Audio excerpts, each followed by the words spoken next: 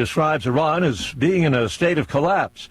Iran, he writes, can't get their act together. They don't know how to sign a non-nuclear deal. They better get smart soon. Federal appeals court has ruled the Trump administration cannot jail illegal immigrants without the chance to seek bond. Since last year, the Department of Homeland Security has been denying bond hearings to immigrants arrested across the country, including those with no criminal history. In a unanimous ruling, a panel of the Second U.S. Circuit Court of Appeals in New York City cited serious constitutional questions related to that policy, saying it would otherwise be the broadest mass detention without bond mandate in American history. Since two other appellate courts have already upheld the policy, the case could be headed to the U.S. Supreme Court. Greg Clugston, Washington. Could OPEC's days be numbered? The question follows word of the United Arab Emirates pending withdrawal from the cartel. This is a big blow for OPEC, which was formed decades earlier as a means to control the prices of crude oil on the international market by setting production targets, and the UAE was one of those countries that really chafed under those limits. The UAE says it will be able to set its own production levels. It says it will still be a responsible player within the market, but it also comes amid tensions with Saudi Arabia. This is all coming as the whole Middle East is still reeling from the Iran war. Correspondent John Gambrell. 2 people injured, a knife attack in a predominantly Jewish neighborhood of London. UK Prime Minister Starmer calls it deeply concerning. A 45-year-old man under arrest on suspicion of attempted murder. The Dow features down 56 points. More on these stories, townhall.com. If you're hearing my voice, chances are you're either worried about a parent living alone or you are that parent, and you know your family worries about you too. Either way, there's a company that finally got senior safety right. Connected Caregiver. Connected Caregiver is everything you knew about alert devices, fall detection, emergency button, GPS, reimagined for today. There's a small wearable that alerts your family's phone the moment something happens. Inside your home, discrete sensors, no cameras, no microphones, just motion sensors have you covered even when you're not wearing it. No movement for hours, your loved ones will know. For the kids, you go from hoping everything's okay to knowing it is. And for you, you stay in your home on your terms while giving your precious family the peace of mind they've been asking for. That's not losing independence, that's keeping it. Visit ccgoffer.com to see if you qualify for a free device. It takes 2 minutes. That's ccgoffer.com, ccgoffer.com. Do it today. Moscow's latest attacks on Ukraine result in casualties and damage. Russian drone attacks overnight Tuesday hit multiple regions across Ukraine, injuring civilians and damaging infrastructure, regional authorities say. In the northeastern Sumy region, an attack on Shostka triggered large-scale fires in residential areas. A 60-year-old woman died of carbon monoxide poisoning, and others were treated for injuries. Ukraine's Air Force says it shot down 154 of the 171 drones launched by Russia overnight, but 12 drones had hit targets across 10 locations, while debris from downed drones fell in another 12. I'm Charles de Ledesma. The head of the UN nuclear agency says a majority of Iran's highly enriched uranium still thought to be at its Isfahan nuclear complex. The site was bombed by airstrikes last year and then was hit again this year. News and analysis, townhall.com.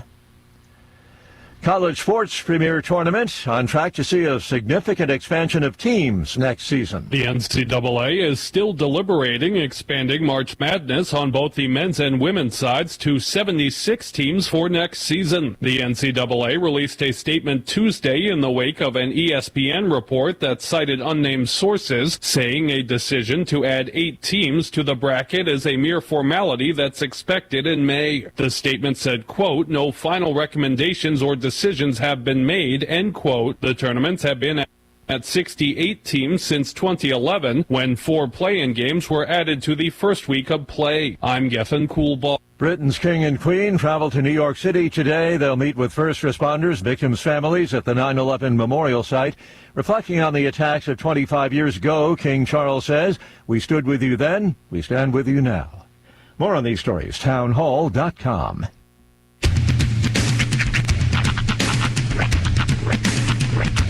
What in the wide, wide world of sports is going on here? promise you, whatever scum did this, not one man on this force will rest for 1 minute until he's behind bars. Now let's grab a bite to eat. Yeah, come on. I feel the hot wind on my shoulder and the touch of a world that is older. I hit the switch and check the number. I leave it on and then I slumber. I hear the rhythm ringing through it. Flamenco guitar and cumbia music. I hear the talking of the DJ. The devil listen, what does he say? I'm on a Mexican radio. I'm on a Mexican radio. Broadcasting live from high atop the J.P. White Building in downtown Roswell, New Mexico. It's Mornings with Mike Winters on 106.5 Roswell's Talk FM. Is that what I sound like when I talk? Now, here's your host, Mike Winters.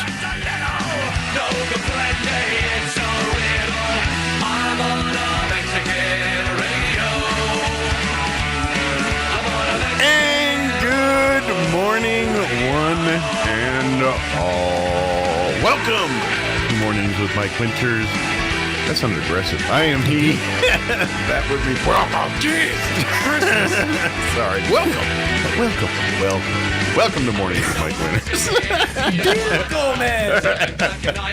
I am he. That would be me. Yes. Happy Wednesday, everybody. Indeed. It's not supposed to rain today, though. If I was out there betting right now, I'd bet on rain. I haven't felt like it was going to rain when I was out there earlier. I didn't smell any petrichor. No. But it's pleasant. Yeah. It's pleasantly, cloudy and overcast. I can dig it. Now, tomorrow's when the rain is, according to the weather people. But today, partly cloudy in the 80s. But we'll see. I don't know. Way I feel rain might come early. I know how it works.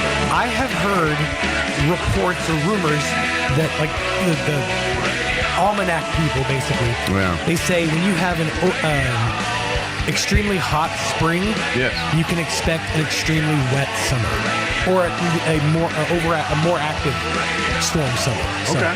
I'm keeping my fingers crossed that they're right, and we actually have more rain this summer than sunny days. I wouldn't. I know. I'm not. Wouldn't mind some moisture. I'm not jumping on Polymarket to make my bets right now, but fingers crossed. I don't want to, exactly have more rainy days than sunny days during the summer. But just more rainy days. Right. Would be nice. Speaking of the rain, I do want to tell you they moved up some baseball and softball games. Pretty much, if they were supposed to play Friday here, they moved the games up to today and tomorrow. They're trying to work in one game, so that I think the Goddard Artesia game, it got moved to today. If I remember to today at like 3 or 4. I believe it's Goddard today and then Roswell High tomorrow. Very good. So because of this anticipated rain, those games, because these are determining championship and 1 and 2 seeds and playoffs and all that, they got to get these games in before the weekend is over. So they moved the games up a day, and if you were planning on attending the games Thursday here, they've moved them up. I've got the the Excel sheet here. Today is Roswell High versus Clovis. Okay, so that's happening today at 5. Tomorrow, where's the Artesia and Goddard? I'll let game? you know in 1 second. Tomorrow is Goddard versus Artesia, and that's 3:00 tomorrow afternoon. Now, Artesia versus Goddard. Okay, that is at 3:30 today. Today, yes. That's what I thought that was the case. Okay, yeah. So, and that's a very muy importante game. And there, the YESO first grade spring program is this morning at 9:30. Very good. So those games got moved up. Please see accordingly as you do that, as they're trying to get these games in ahead of the rain. So yeah, just want to, since we're talking about rain and all, I was like, oh yeah, I got to mention the sports. Sporty-ball games got moved up. It would be Alanis Morissette levels of ironic if it rained today when they moved the games. To get it in, and then that Thursday, Friday, it's just sunny. Dry. Everyone's outside. That would be ironic, yes. Shoot. Well, at least they'd have time to make up the rain of the rained out game of the thing. But we're going to play our last 4 innings on Friday. But anyway, that's the situation on that there. So, but I'm not gonna lie. I'm kind of like looking forward to a little change of pace on that. I mean, I don't want to mess up plans or nothing, but My arms shouldn't be this dark this early in the year. I enjoy a rainy day every once in a while, and I'm like, if I can get one to sit down and kick back and maybe, it'd be nice. Be nice. Yeah. It's just, Lord knows we need it right now just to tamp down the dust. Yeah. Water the tumbleweed plants. We're already dealing with fire weather watches, and it's April. I mean, come on. Okay, this is weird. I don't know if I've seen this like 3 times. People keep posting old pictures from Ruidoso fires. Like, I've seen this like 3 times in the last month. People are like, prayers for the people of Ruidoso, and they post a picture of a fire. Are they like AI stuff? Or? No, it's like pictures from like last year's fires, or like the one from like. Are they sharing memories or? No, it doesn't say memories. It just says prayers for. And then you jump in the comments. People are like, why are you posting this? Guess they're people are like, there's better no late fires. than ever. I don't know. It's very odd that I'm seeing a pop up now. It's like and so often. Like, why are people trying to convince other people that there's fires in Ruidoso? Not right at the moment. No, right. But, I don't know. Yeah, it's very weird. Can't even trust the internet these days. And who can you trust? And who can you trust if you can't trust the internet? Exactly. Just ugh. Ashamed. Well, let me give you a lay rundown for today's show. We're going to replay our interview we had with Peggy Bowen, talking camp invention, here in just a few minutes this hour. In the 8 o'clock hour, we're going to have a county commission candidate hoping to represent District 5, John McLean, will join us. We'll have a great conversation with him. And then in the 9 o'clock hour, about 9:15, we'll have the folks from American Legion Post 61 join us, Commander Lee and President Jen from the auxiliary, and we'll get an update on events, things happening through American Legion. Very good. American.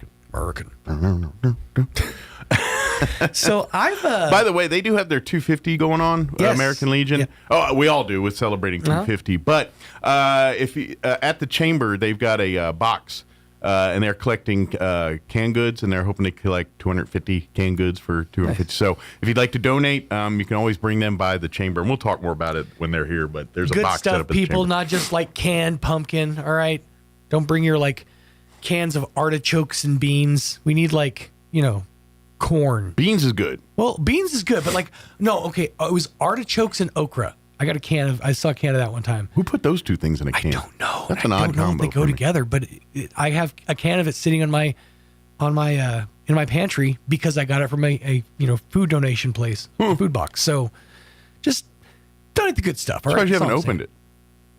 Those two things don't appeal to me.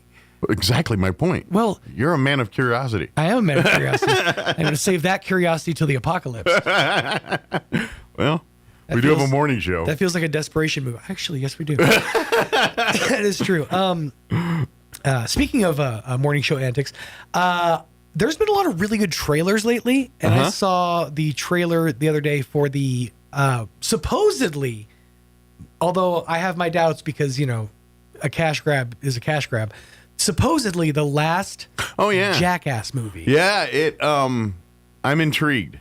I am worried that it is a bunch of recycled that's clips. The way it's called Best and Last. Yeah. Well, let's face it, the original cast of that show are in the hip breaking generation now. They're in their 50s, yeah. I think Knoxville's he's 56. And I'm pretty sure he's one broken bone away from being in a body cast for life anyway. He's one broken something away from it. Yeah. But a lot of it's archival footage from what I saw in the trailer. But it does look like there's plenty of new stuff in it. Yeah. Well, I know they got a new younger generation of guys to take the big ones, right? That are there's that bigger guy. So I can't think of his name, and then the one guy they call Poopies. So let me ask: is this setting the table for Jackass 2.0, and it's the next generation? And that's what I was. And Johnny's gonna Yoda Knoxville him into the next generation. Dominus Ominous, you are the new generation of Jackass. And that's what I was thinking and wondering. But then they called it Best and Last, and I'm like, is this going to be the last of this generation, or is this going to be the last? And that's where the cash grab comes in, because if Paramount decides, hey, we want to make another one of these, we've got a younger cast. And I did see Bam in there. Now, Bam is in again, and I've heard he's only involved with archival footage. So Okay. they're just. Well, I thought it was a more recent thing of Bam because it looked more Fat Bam instead of Bam Bam. Fat Bam. I think what they're also doing is showing extended versions of the stuff that they've shown before. Okay. Like they have the cup test in there, which was the first stunt that Knoxville ever did, essentially. Yeah. But there's extra parts of the cup test, Okay. or the Claymore mine that was hilarious. That's still to this day one of my favorite. Is this okay? We're good. It's one of my favorite stunts. But a lot of that they're probably going to show over again. But then I think they're recreating stunts from previous movies because it looked like they had, because that was new teeth. Steve-O. Oh yeah, the one where they put him in the porta potty, and shoot him off to space. Mm-hmm. but yeah, I'm intrigued. Mm-hmm. But I am cautiously optimistic. Exactly, Yeah. that's what it is. I'm gonna be like, I'm probably it's probably not going to be as good as I think their peak as far as like movie. Yeah, the movies was 2. 3 was good, but 2 I think was just like their peak. Well, 1 set the standard. Yes, yeah.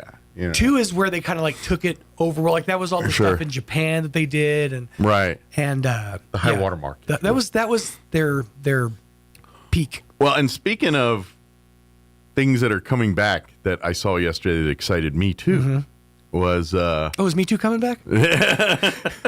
Not again. Electric Boogaloo. But they are putting a new season of Ted Lasso. Yeah. They're going to release in August. Huh. August 5th or 4th or something. I had thought that they were like. Well, done. the way the show, for those who are fans of the show, if you watched Ted Lasso, the way the last season ended, it definitely had a bow-like finish. Like, I mean, I don't want to spoiler things, but Ted Lasso, the guy that the show's called, pretty much said he's done coaching the team, which show's called Ted Lasso. Now, in fairness, it has been, say, 5 years since that show wrapped. Well, and based on the trailer I saw yesterday, Ted Lasso is coming back to Britain to coach girls soccer. Oh, okay. So I don't know if it's the like when they do those clubs there, and you like they'll have a men's team and a women's team, and so I think he's going to coach their women's team. Okay, I was like, now girls soccer or women's soccer? Yeah, well, women. Right. Sorry, but I'm assuming. Well, I think it's women. I don't think it's like children. Right. I don't think it was. But now I think about it, them girls look young. I don't think they were. I think they're adults. I got to watch the trailer again. See, I don't know. This is I'm 15, married. I don't. Right. This is I don't want to get in trouble.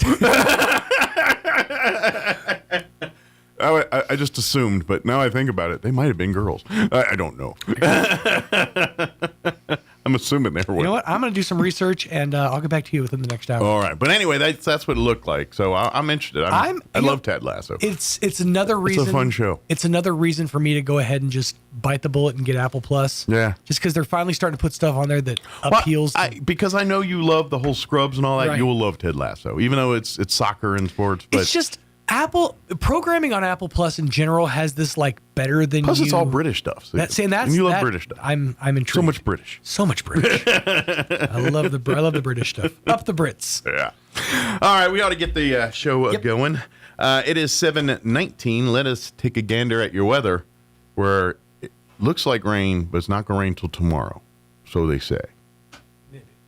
I'm meteorologist Steve Hamilton with your Pecos Valley weather. Some rain coming up by tomorrow. We have a pretty big low pressure system set to move through our area. Mix of sun and clouds and 80 to 90 for the afternoon highs today. Overnight, cloudy and mid-50s, and then some showers moving in by tomorrow afternoon.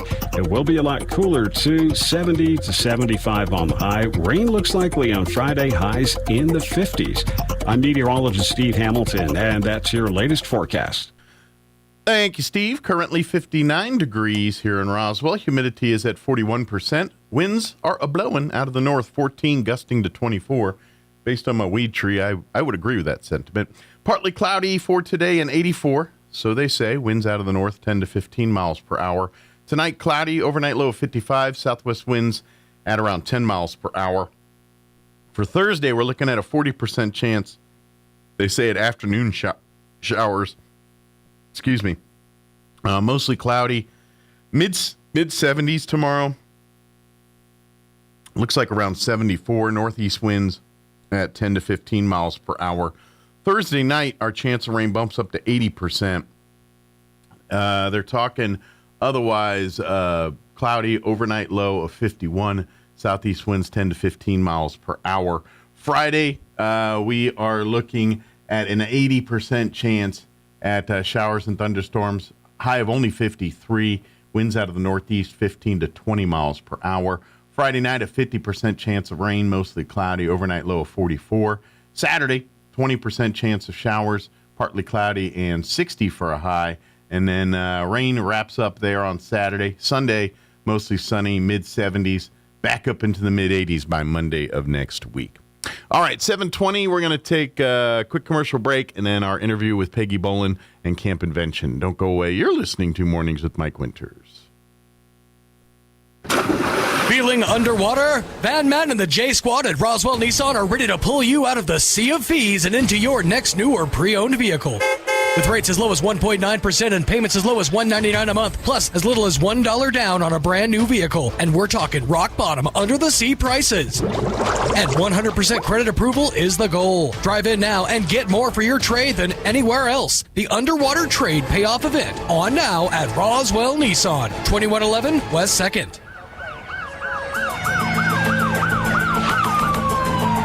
When you or a loved one need medical transport, Trans-Aero answers the call. Trans-Aero Medevac operates 3 rotorcraft bases and 1 fixed-wing base in southeastern New Mexico, allowing them to respond quickly to emergencies across diverse terrains.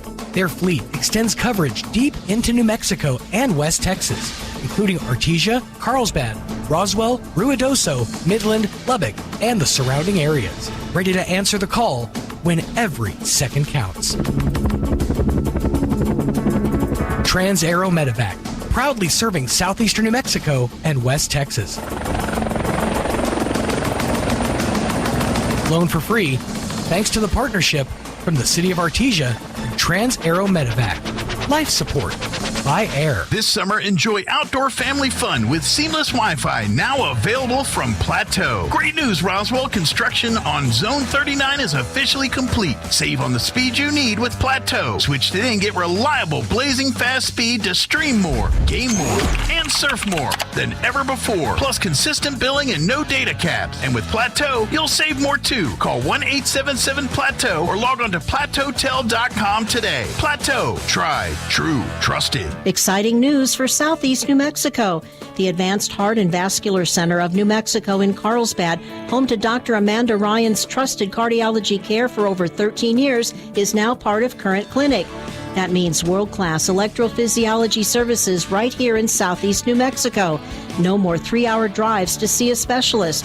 Current Clinic is bringing advanced, life-changing treatment for atrial fibrillation, AFib, and other heart rhythm disorders close to home.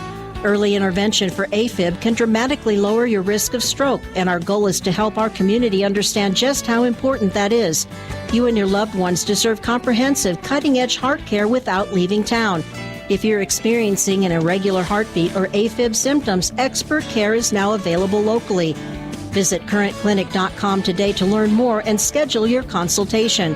Current Clinic, easy access to comprehensive AFib care right here in Southeast New Mexico. Playing dance music can help ward off mosquitoes. Now you have a reason to invite Pitbull to your next pool party. Here's Mike Winters. This morning, Peggy Bolin back with us from Camp Invention. Good morning, That's right. Peggy. Hi, good morning. How are you doing today? Pretty good. It's not bad. It's sunny out. Really nice outside. Until the wind picks up. But yeah, for now it's nice. It is New Mexico. It is spring. That is true. It is true. Mm-hmm. Speaking of just putting on a different hat real quick, because for folks that don't know that, when she's not doing Camp Invention other things, she's part of the astronomy club and some other things as well. How's been the night skies over the spring here? Has it been pretty good viewing weather, or has it been pretty lousy? Well, when it's windy, it's no good. Yeah. So there's a lot of factors. When it's cloudy, it hasn't been too cloudy here lately, though, unfortunately. So not like Wisconsin and Minnesota that are getting drowned. Right. We have the opposite opposite. Well, where we But- lack in moisture, we make up for good views at night, I guess. That's true. There you go. Yeah, it's not bad unless it's cloudy, of course, or windy. Sure. So. But yeah, hey, if you're interested in that kind of stuff, please reach out to Peggy as well. And you can meet up for the next astronomy club meeting. A lot of times they'll get chances to go out to some private property things, to places that normal people don't get to go, and go look at the night skies, or it's nice and dark out there. And so, yeah, it's a lot of fun. And our next meeting is the second Thursday of the month at 7 o'clock. Very good. At the OTC building at ENMUR. Gotcha. So come on out if you happen to be in the area. Pop on in, and who knows, you might just pick your next hobby here. And there you go. A lot of knowledgeable people in that meeting. Well, absolutely. But keeping with that vein, we have got, it's hard to believe, but just a hair over a month before the final camp invention here in Roswell. Here in Roswell. Yeah. I mean, unless somebody takes it over, it's the last one for me. But yes, unless someone does pick up that mantle, we are this will be the last camp invention for here in Roswell. But good news is you still got time to sign up. Yep. And there's still some spots. Yes, absolutely. The actual camp itself will be taking place that first week of June 1 through June 5. It will be once again at All Saints Catholic School and Church there on, was that Kentucky or? North Kentucky. North Kentucky, yeah. North of the hospital. Yeah, right, yeah, north. Basically, if you're coming off Country Club, it's right behind the hospital, basically. But but if you want to, as the crow flies, it's kind of like 2 streets behind Farmers off Main. Yeah, pretty much, yeah. About 2-3 blocks off of Main Street behind Farmers. So, but anyway, that's where they're at there, and it'll be a day-long, a day camp each day. The actual normal camp hours run from 9 a.m. to 3 p.m. 3:30. 3:30. I'm sorry. And however, if you do need extended time, either before or after camp starts, there is an option where you can any time between basically 7:30 and 5:30 but 7:30 to 9 and then 3:30 to 5:30. Correct. They can stay or come in earlier, stay after, and it'll be more camp now. If more you're just more problem-solving activities. Now don't be like, well, wait a minute. If I only do the 9 to 3:30, am I missing? No, you're not missing out on camp. But that being said, they're not just going to be staring at a wall for 2 hours. They're going to be engaged. They'll be engaged. Camp invention type projects and things. Right. So yeah. But that being said, that's an option too. So that way, if folks, I know parents, hey, your workday starts at 8 a.m. You can't wait till 9, or I don't get off till 4 o'clock and I can't get them till 4:30 or whatever that is. This allows that option for you. Right. There is some additional cost to that. Absolutely. Yes. But it's not prohibited. Absolutely. Prohibited. Is that how you say it? Yeah. Anyway. It's not going to stop nothing. If money's the issue, then that won't be an issue. Right. Yeah. Now, if you're not familiar, Camp Invention is that it's that week-long day camp I was saying, it's but national camp. National camp. Yeah. There's the same camp is going on all over the country this About summer. over 1,400 in the nation. Oh, wow, 1,400 different camps. Over 1,400. Wow. I don't know the exact number, but I know it's over 1,400. It's a lot. And so the camp here will run that first week in June, and there's 4 different what they call modules, and each of these modules exercise different elements of STEAM and STEM technologies. Correct. And I say STEAM because there's a lot of arts as well in some of this. It's not all just science and engineering. There's a lot of arts but it also factors in ancillary life skills too, like the problem solving stuff, right? The Communication, But even like with the modules themselves, like you learn like things like event planning and things like that important, but not necessarily something you sit in a classroom to learn. Does that make sense? You know what I mean? It's like things that like skills that like say whatever they do in the future, like, oh yeah, they've got event planning skills. That's if you're some kind of PR person or whatever, you got to marketing, that's all. Those are check marks on the resume. You know what I mean? So that's why I mean. Yes, there's like the in front learning where they're learning the science, the math, whatever that lesson's teaching, whether it's about water or space or whatever it is. But then there's that fun stuff of working in the group or the creative side of it or a little bit. Or it's, hey, we're going to make a pretend company here. That way we got to. So there's kind of essence of leadership and all every this year other is stuff. different. Yeah. You know, that's what's cool because the child who went as a upcoming kindergartner, right? Because it's for anybody entering kindergarten to entering sixth grade. Yeah, it's pretty much elementary school age children can participate. And so if those are if you started as an entering kindergartner and now you're entering sixth grade, and I have some who've been there every single year. Yeah. And they will not have the same camp experience. Yeah, it's a new camp each year. Every year. Different modules, different experience. The only thing that's the same was basically the time frame and the time frame. And I always do the same week every summer. And it's always the first week in June. Yep. So any other things that come in conflict with that, it's they're doing, not mine. There you go. Because mine is always the first week in June. So let it be written, so let it be done. Exactly. This is what it is. But yeah, and I'm telling you, it is a lot of fun. The kids, and then the great part is, regardless if they're a kindergartner or fourth grader, they're all working on the same 4 projects. They just learn it at their appropriate age level, and so it's really so if you do have, like, because a lot of families have multiple children. You might have a first grader and a fourth grader. And good news is they've got the same project, so you're not going to have to worry about the, hey, he's got what I want, what he's got, and he what I got, or she's got, and mine. Yeah, all that. Like the robotic capybara this year. They all have the same. They both will have. Now, if one breaks and the other doesn't, you're on your own. That's right. Literally. Good luck to you. Good luck. We're all counting on you. But yeah. So that's the great part about that too. And so.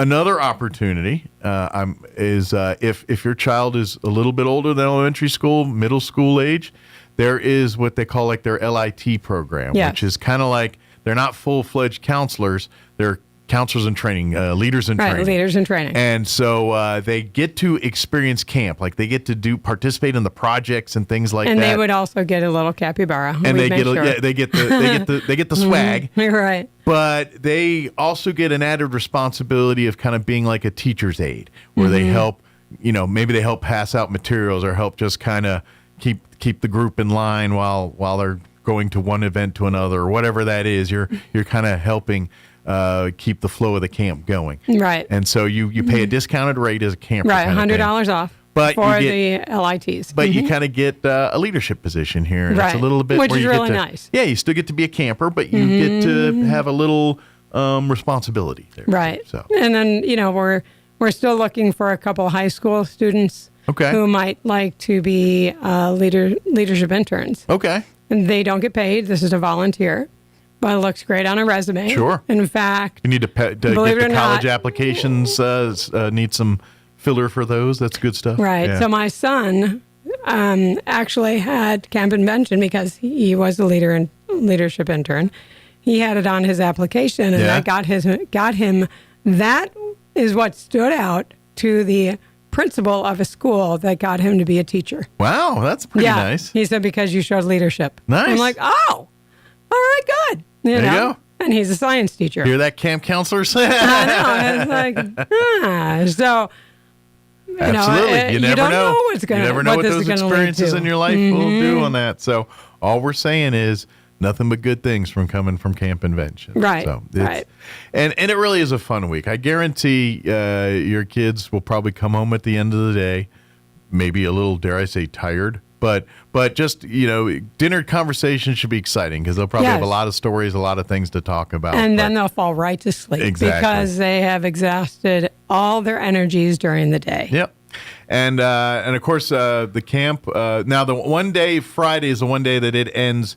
Like you have the extended camp or whatever, but Friday, there is no extended camp.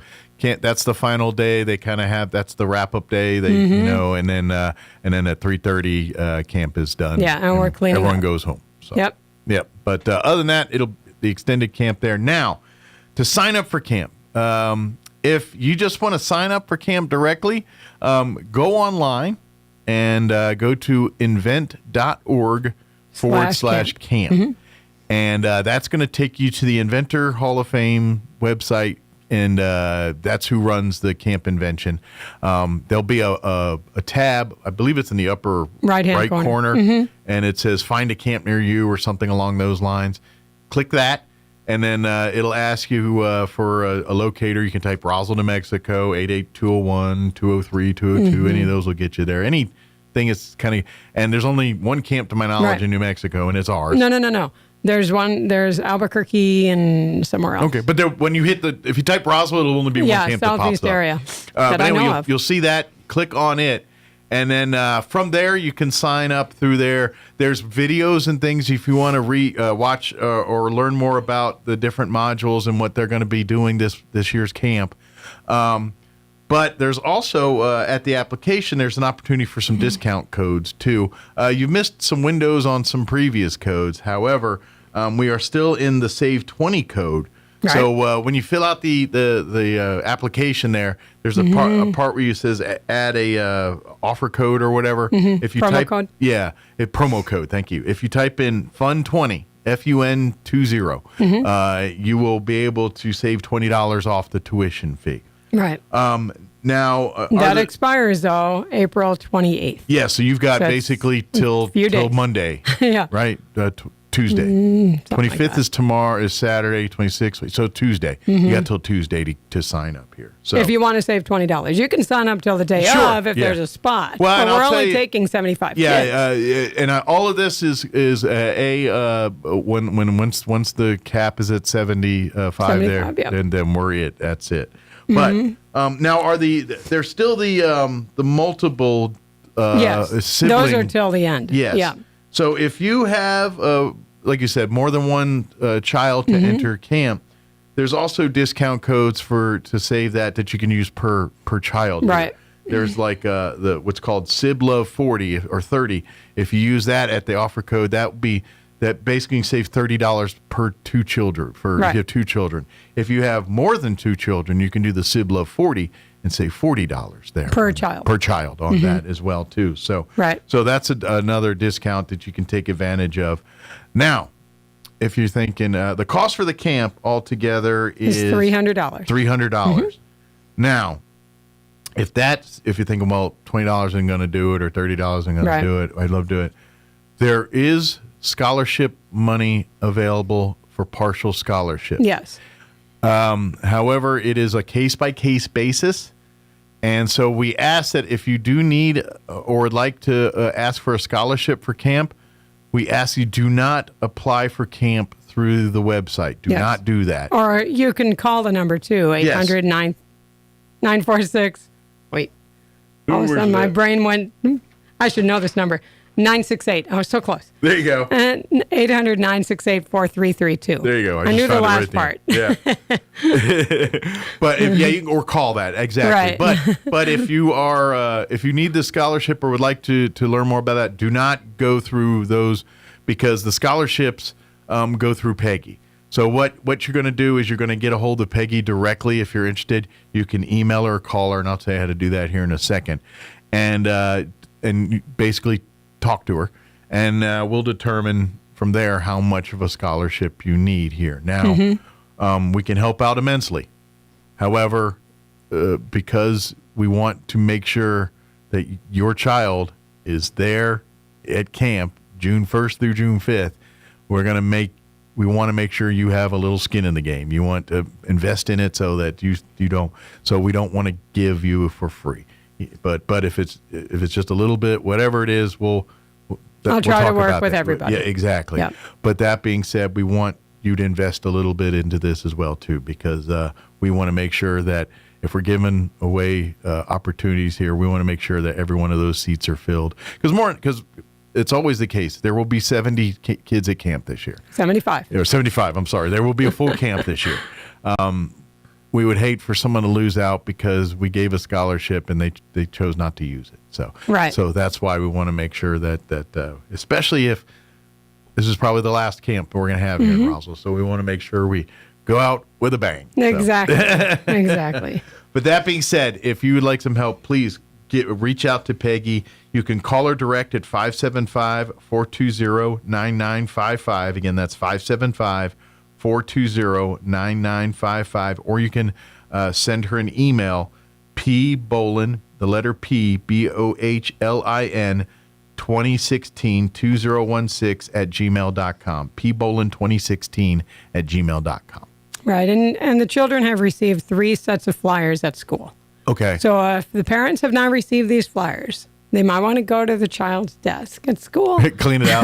Clean or it that backpack. Or, exactly. Because they're there. It's there, buried or balled up. It might have a sandwich or something stuck to it. But yeah. Right. Or a moldy pickle or something. But some science project it wasn't, but is now. Exactly. Oh, science fair is coming up. Okay, so I wanted to talk about the modules. Yes. Because there's 4 really fun ones. Yeah, and this and is I the love cool this. part. This is going to be a great camp this year, and I'm glad it's my, it being my last. I'm excited about the modules. This is a good one to go out on. It's a good one, yes. Well, and they really are creative what they do with it because they make it. And so I'm telling you, between the 4 modules, there's going to be something that your kid's going to be really into. They do a good job of covering between the 4 modules. Bound to be one thing that a kid's just going to really gravitate towards. You know what I mean? That they do a good job of kind of give them a lot of options through 4 modules. And with STEM, science, technology, engineering, and math, you can see where these modules fall into place. Exactly. So the first one's called forensics. Campers build confidence and critical thinking skills as they explore forensic science and the inner mechanics of their adorable take-home robotic capybara. There you go. I mean, how fun is that? There you go. And they get a cute little toy. And they do. And it's awesome. And since they kind of created and all that, it's kind of like their own personal deal. Now, I'm going to take, they're going to have their pet for the summer, basically. Right. I really wish they would have sent me one earlier so I could show it on the radio. Sometimes you get them early, but. I know, not this year. They didn't. I got a feeling these are harder ones to get. You know what I mean? People more expensive. Or just people holding on to them. Yeah, maybe. I want to keep it for myself. It's cute. Yeah, true. So another one is called The Infringers. Okay. Inspired by real-world STEM superheroes, campers work together to invent creative solutions for challenges in their community and around the world. Okay. And that's great. So kind of a Marvel themed, or DC, depending on your. But if it's Infringers, I'm going Avengers, and that's Marvel. Sorry. Oh, there you go. Sorry, nerd. No offense to the other side, the DCs. Right. Okay. Next one is called Make Waves, diving into entrepreneurship. Campers design an eye-catching billboard boat to hook beachgoers and practice persistence as they discover the science that keeps it afloat. Oh, cool. So buoyancy and all that. Nice. And a little marketing. Yeah. Okay. And then the last one, of course, I'm big into space. I'm a space nut. That's kind of your niche. It's called Space Morphers. Who can't love this one? Campers build a DIY rocket and practice problem solving as they grow a dazzling crystal tree and hatch an animal egg in the science lab. Wow, it's got animal, plant, and mineral all in one. I know. So I think a DIY, as you were saying, that's the art, the STEAM, the art part. Plus it's rocket building, which obviously with Artemis and everything's kind of, oh my gosh. You know what I mean? It's so very cool. popular with kids. Did you see the launch? Oh, yeah, I did. Oh my gosh. Saw the launch, saw the recovery, saw all that stuff. Yeah, it was very, because of my age, I really was too young for Apollo. Yeah. I was, because I was born in 73, so I kind of missed most of that. So mine was Space Shuttle. I really grew up in the Space Shuttle world. We were the Space Shuttle era, yeah. But the Artemis is so much more like Apollo than Space Shuttle era because, at the end of the day, Space Shuttle stuff was all low orbit stuff. Right. It wasn't stuff. When they're going to the moon, this is when we're leaving our little neighborhood here. I know, and doing it's so that. cool. And so it's very cool and I'm very excited to see the Mars, what's next, and how we go to Mars and how that's gonna, because that's what we're setting the table. Oh yes, definitely. And then I'm like, well, what's after that? I mean, are we gonna, because as the crow flies, there's other planets nearby now. As far as when a man set foot on it without, burning up or freezing or whatever. That's another problem. But there are closer planets. Well, I was at the Space Symposium 2 weeks ago, and NASA was talking, the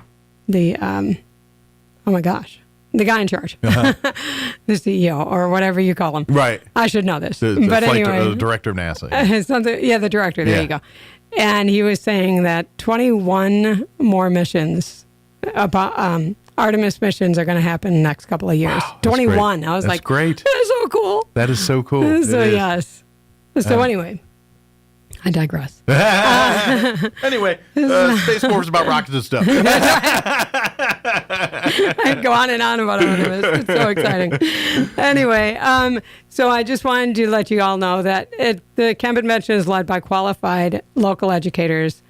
It's fun, hands-on STEM summer adventure. Yeah, it's really designed to ignite creativity and boost confidence in curious kids. And I invite parents to go onto the website and watch the videos and see the kind of the history and the story behind the camp, because it's really cool, and it's really like Ohio is kind of their stomping ground. Right, and they tried this camp out last year in Ohio. Yeah, like if you're in Ohio, if you happen to be in Ohio, you probably did this camp last year. They're the test market, and so. With the different modules and all that stuff. So if you want to get a sneak peek of next year's, then you have to go to Ohio. But, that's right. But that being said, please go check out the website too, and then sign up for camp. Like I said, you can use those promo codes, save FUN20 or the SIBLOVE 30 or SIBLOVE 40. But if you do need some more help there, then don't sign up online. Call Peggy direct here, and let's talk about getting those scholarships. And then please make plans and free up the calendar June 1st through June 5th. The camp will run 9 a.m. to 3:30 p.m. each day. There is extended camp options for an additional fee that allow you to bring your child in anywhere between 7 and 9 in the morning, and then they can hang 7:30. after 7:30. I'm sorry, and then 3:30 to 5:30 in the afternoons there. And I do want to mention, I've had parents and grandparents call me this year. Cool. I have couple kids that are coming from Texas. Sure. They're going to visit Grandma and Grandpa for the week. And Grandma and Grandpa wanted to sign them up. So great idea. They do not have to be from Roswell. They can be from California. They can be from the moon. The only thing they got to be is kids between the age groups that apply. Yeah, that's right. Entering kindergarten to entering sixth. That's it. That's all they got to do. We've already have kids who are entering kindergarten who are going to be there. And if parents want to volunteer, there's a simple background check. But they can also volunteer. Yeah, absolutely. We always, the more the merrier to come on out. And quite frankly, we have plenty of staff and plenty of adults are going to be there. But it's always good to have more in the room and more there to, kids are kids. Things happen every once in a while. Right, and I normally don't have the adults. I mean, the parents work with the same group as their child is Gotcha, in. yeah.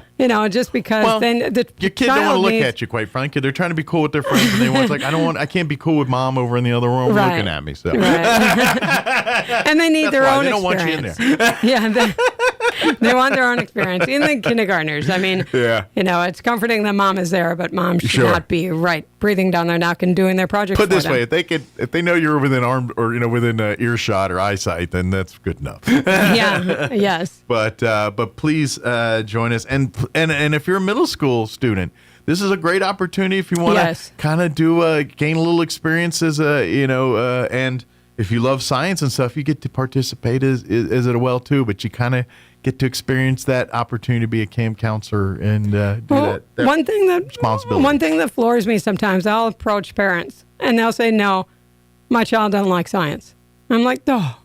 They all do. They just don't know how. In elementary school, I didn't like it either. Yeah. Look at me now. Right. I mean, this would open doors. Well, and that's what's the beauty of Camp Invention. It shows what science, math, and all this can be. Right. It's sitting not from the book. Yeah, sitting in a classroom, practicing formulas and all that is important, and they're going to have to learn this stuff at some point. Yes, not trying to say that.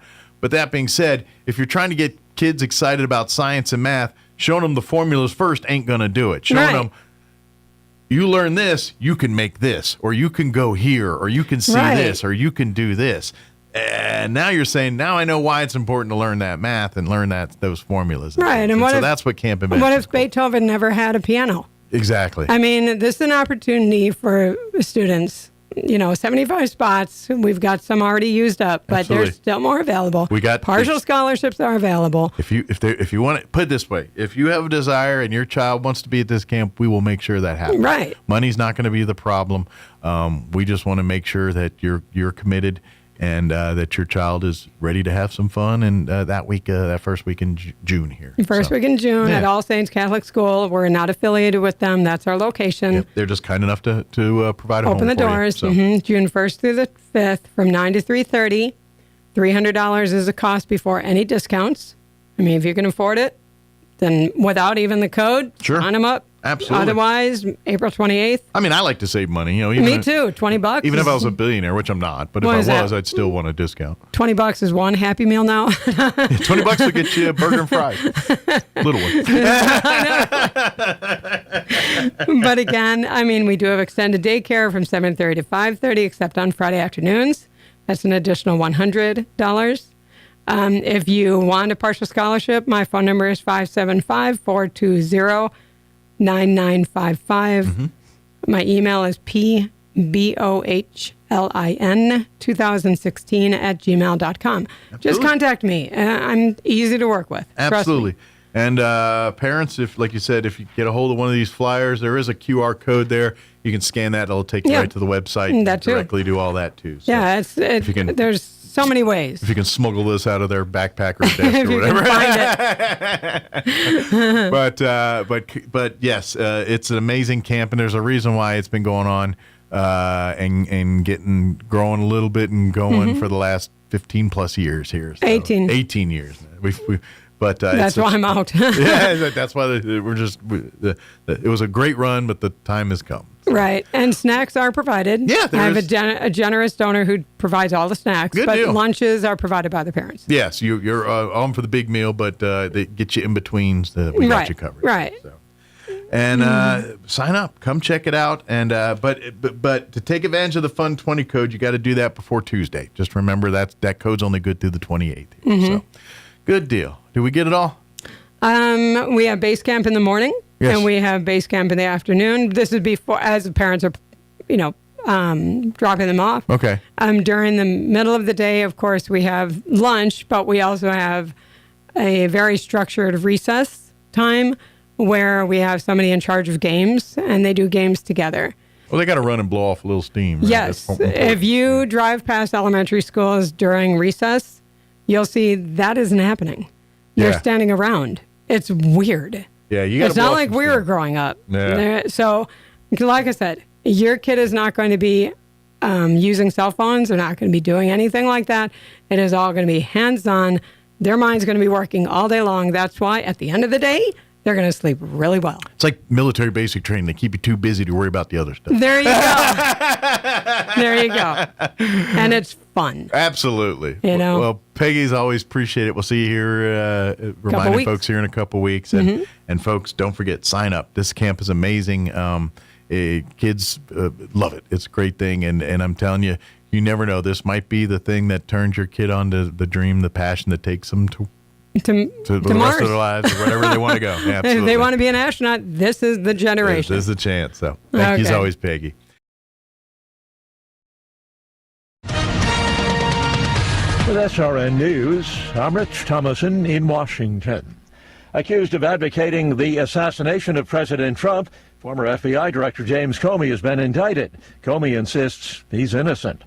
State dinner at the White House last night for Britain's King Charles and Queen Camilla. Today, the royal couple is in New York City. Among other places, they'll stop at the 9/11 memorial site, visiting with victims' families and first responders. Fierce thunderstorms have swept across parts of Texas, sending at least 2 people to the hospital. Powerful winds ripping the roofs off of homes, flattening buildings and mineral wells. That's about 45 miles to the west of Fort Worth. Virginia Supreme Court has refused to lift a lower court order blocking, at least temporarily, certification of that new Democrat-friendly congressional map in Virginia. More details at srnnews.com. Still burning cash on posters that get tattered, tired, and tossed? Turn heads with vibrant LED posters from DSI. Plug and play with custom updatable graphics. Showcase a single showstopper or link several for a seamless video wall. For over 27 years, DSI has helped New Mexico businesses communicate smarter with printers, IT support, AV, and more. Ready to elevate your message and cut costs?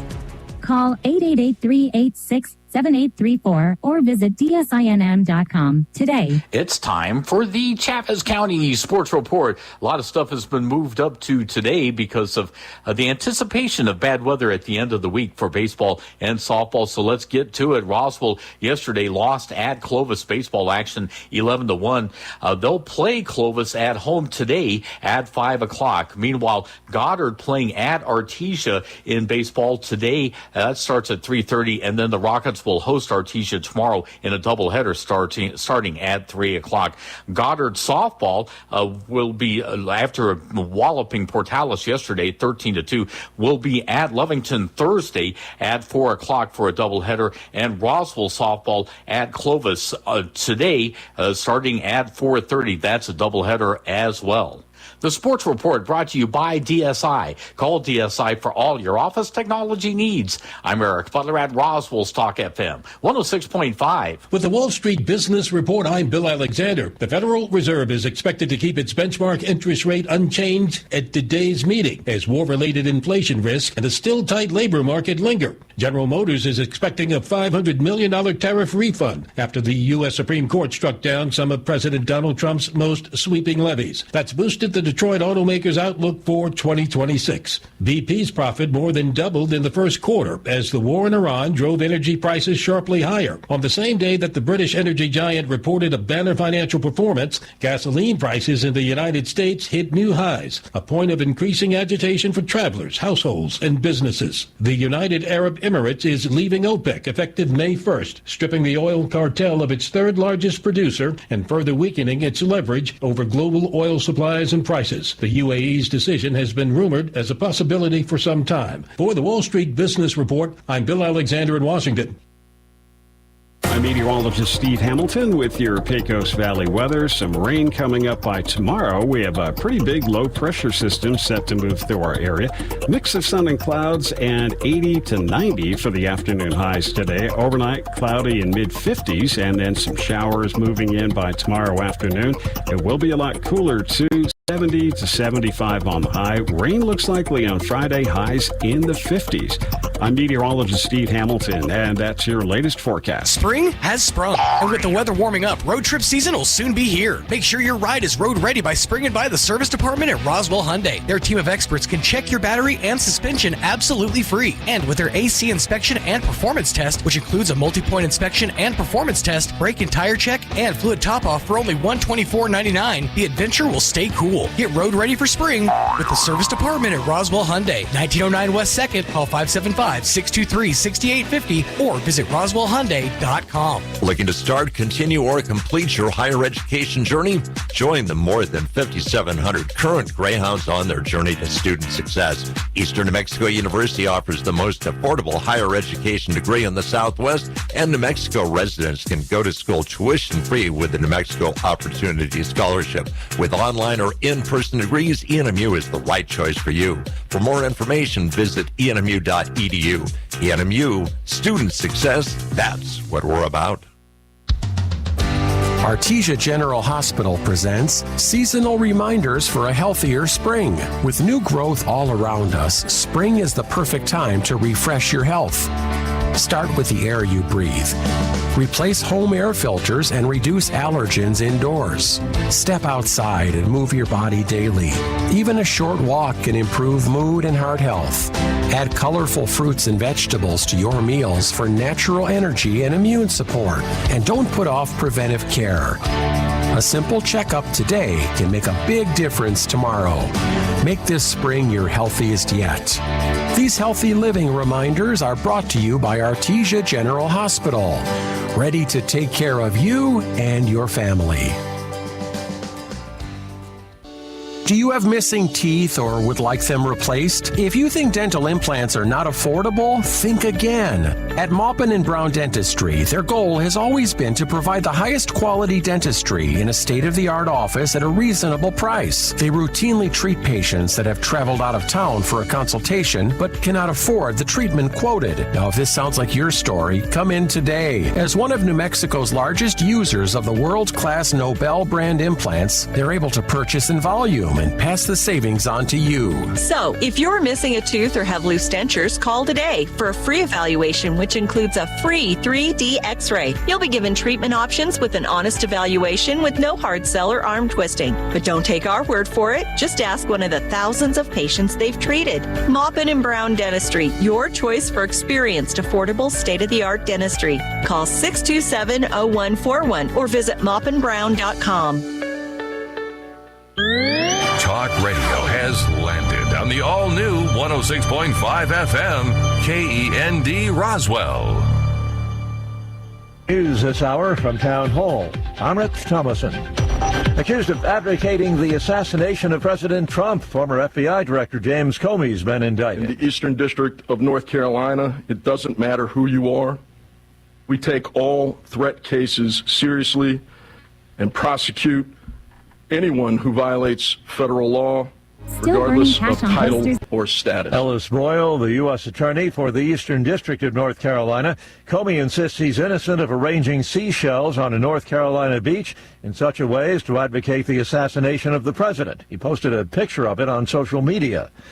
State dinner at the White House last night for Britain's King Charles and Queen Camilla. Earlier, the monarch addressed joint meeting of Congress, acknowledging turbulent times that challenged the U.S., the U.K., and the world. Ladies and gentlemen, we meet in times of great uncertainty, in times of conflict from Europe to the Middle East, which pose immense challenges for the international community, and whose impact is felt in communities the length and breadth of our own country. A 45-year-old man is under arrest on suspicion of attempted murder after a stabbing in a London neighborhood with a large Jewish population. It's under investigation as an anti-Semitic attack. The victims, man in his 30s and other in his 70s, said to be in stable condition. Fierce thunderstorms have swept across parts of Texas, sending at least 2 people to the hospital. If you're sick of having paychecks eaten up by healthcare costs or dealing with mega corporations, then listen to this. Christians don't need to waste money on a broken system. That's why I want to tell you about Christian Healthcare Ministries. It's an alternative to traditional health insurance at half the cost. With CHM, fellow believers contribute monthly to help pay each other's medical bills. There's no enrollment period, so you can join anytime. And you aren't restricted to provider networks, so you choose the doctors and hospitals you want. It's that simple. CHM is not insurance. It's a ministry that puts faith into action. Feel the difference of financial support and biblical care from fellow believers. Join CHM today by visiting chministries.org/wellness. That's chministries.org/wellness. A U.S. blockade is putting the squeeze on farmers in Cuba. One major consequence is that fruits and vegetables cultivated in the island's rich soil don't always make it where they're needed the most. The owner of this farm cultivates sorghum, tomatoes, cassava, and other crops. He also has goats that provide milk to schools. But the lack of fuel means that sometimes all these products don't make it to certain cities and towns. The owner also has been obligated to hire people to manually do things that his equipment, now without gasoline, are unable to do. That's correspondent Danica Cabo. A U.S. Special Forces soldier pleading not guilty in federal court in New York to charges of using classified information about the mission to capture former Venezuelan dictator Nicolas Maduro to win more than $400,000, accused of using the information on the prediction market, Polymarket. News and analysis, townhall.com. Could this spell the beginning of the end of OPEC, the United Arab Emirates, leaving the organization? That strips the oil cartel of its third largest producer and further weakens its leverage over global oil supplies and prices. The UAE's decision had been rumored as a possibility for some time as it pushed back in recent years against OPEC production quotas it felt had been too low. Regional politics are also likely at play. The UAE has had increasingly frosty relations with Saudi Arabia, OPEC's largest producer, over political and economic matters in the Mideast, even after both came under attack by fellow OPEC member Iran during the war. Keith Peters, Washington. The State Department is preparing a limited release of commemorative U.S. passports celebrating America's 250th birthday and featuring a picture of President Trump. More on these stories, townhall.com.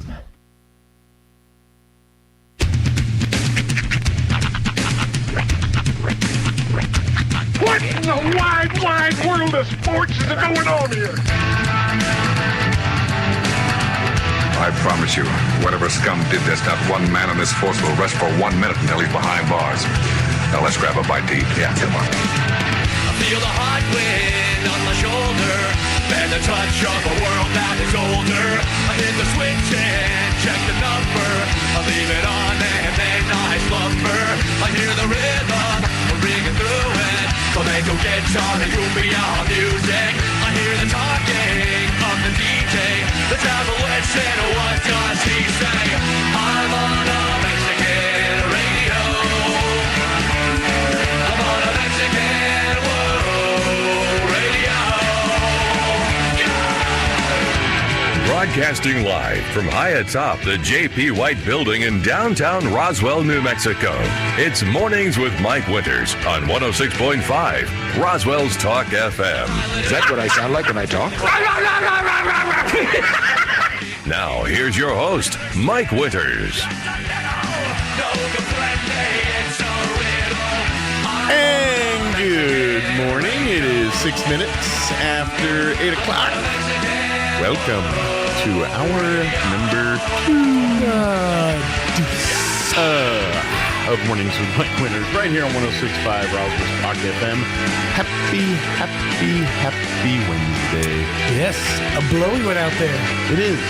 I feel like it's the start of a different week weather-wise. Yeah. Like, I feel like the first half of this week was sunny, hot, wind, well, you got that. But now it's like today's like this shift day where it's like sun's gone. Yeah. Things rain's happening. The back half of the week is rearing its ugly head. But it's ominous. It is. But like, well, ominous in a good way, you know? I mean, if you're trying to get a baseball game in, it sucks. But, you know. It's a bit of a hassle. But, I mean, this part, you know, we live in the desert, man. We can't complain about rain. Right. I mean, if we get it all in an hour, yes. But, you know, normally. It is. I mean, you got to dance in it when you get it. You do got to feel bad for people who are like I watched a thing yesterday about a guy who came to Las Vegas for an event from Ireland where he lives, and he's like, you have to understand, it's so exciting for me to see desert. Yeah. And it's like, you'd feel bad if, you know, somebody came all the way from like Belfast to experience a desert day and they get this. Well, it's like, you should have swung for summer. The beauty of the desert. If you stay more than one day, you'll get it all. That's true. You get every bit of it. Head 70 miles that way, you might even get some snow. That's right. You know, hang out for day 2. See what happens. Yeah. But I guess conversely, if I went to Ireland and it was 150 and, you know, I'd be a little salty too. But like, I'm here to cool off a little bit. Right. Where's my misty rolling hills? Yeah. You know, I'm looking for like, you know, dewy grass. And yeah, exactly. A nice bonny Scottish lady. That's not Shamrocks. That's not a Scottish accent. I think I have like shamrocks or something, right? Yeah. I mean, certainly there's fields of shamrocks or something. I got a stone I got to go kiss later today. A Blarney? It's going to be all hot and muggy. Because you know it's going to be muggy over there if it's like 100 degrees. So many potato dishes. So much potato. They overdid it after the famines. They're like, you know what? We're not losing these again. I'm Irish. I can do all the jokes. That's right, yeah. So, yeah, you all don't have to deal with that. It's my people. That's right. I'm Scotch Irish. It's my middle name's Patrick. Michael Patrick. Come on, that's about as Irish as it gets right there. Right. Michael Patrick. Yeah. Only if your last name was Flaherty. Well, full pullback of the curtain. I was brought into this earth. My last name was Dar. Ah, there you go. Yeah, which is a Dutch Irish. Mike Dar. I'm saying it's Michael Patrick Dyer. Michael Patrick Dyer. That That sounds like somebody who's going to lead a nation to revolution. Michael Patrick Dyer. That's right. His handy sword. Hold. You have my axe. I declare it. You cannot take my freedom. But anyway. It's been a very British show today. Weirdly. Kind of has. So speaking Ted of Lasso. speaking of that, it is a women's football club. Okay, I thought so. That he's going to be overseeing. But then you got me thinking when you said that, and I was like, well, and I was, if you're an athlete, you're going to be younger anyways. You sure. Gotta have them. Well, them sinewy knees. And when you get older, you're like, everyone looks so young. You're like, they all look like children. I don't know. I don't know. I don't know. But it's. I'm assuming based off the trailer, like his entire coaching staff, well, consisting of his boy, basically go with him to coach and shenanigans ensue. Yeah, well, and I'm kind of curious because like his assistant coach early that goes on to be like the arch nemesis of the other thing. Like I'm curious where his arc goes on this thing. So I'm kind of interesting. There's room for stories to be picked back up. Well, and that's the thing about Ted Lasso, is you do get invested in it. And so that's why I was thinking if they're going to do Ted Lasso, maybe it's a Ted Lassoist Ted Lasso, where it's the rest of Ted Lasso's people. Yeah, they really should have leaned into it this season and called it, since he's coaching a women's football club, Ted Lass. There you go. Then you get back to the Irish thing. All right. Then we're right back with it. That's how I like to roll. There you go. I learned something interesting last evening, and it made me really want to watch the movie Dogma. I haven't seen it. I still have not seen it. I just again. actually watched it a couple weeks. Well, not. I know. 30. I watched 87% of it. I missed like the first 15 minutes. I haven't seen it in like about 20 years. Yeah. But I know it's been re-released. Well, and it's also, I noticed this, if you have, I think it's Stars. Oh. They've been showing it in the Stars groups of movies. It might be worth getting a Stars for a month just to watch it. But apparently that was Kevin Smith's first ever script.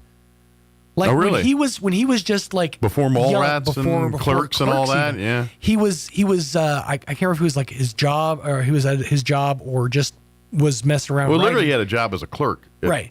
But he wrote a script about two angels having a conversation. It was a short story about two angels having a conversation on the beach. And then, he kind of just sat off to the side, didn't really do anything with it. And then Quentin Tarantino made Pulp Fiction. And it was Pulp Fiction that sort of like let Kevin Smith know, I can do this kind of movie. And, because if you look at like, the two hitmen from Pulp Fiction, they're having, like theological conversations 1 second, just blasting somebody in the head the next. So it's sort of that weird juxtaposition of, can we do a serious, slash, comedic bit movie? And he also talked about how Jay and Silent Bob were basically like the crux of this movie. They're like, if those two weren't here, they're the linchpin of the entire plot of the movie. And it's like, it makes sense when you watch the movie or go back. The complete opposite of Indiana Jones and Raiders of the Lost Ark. How's that? There's a whole Big Bang Theory episode about this. This makes the nerds fight.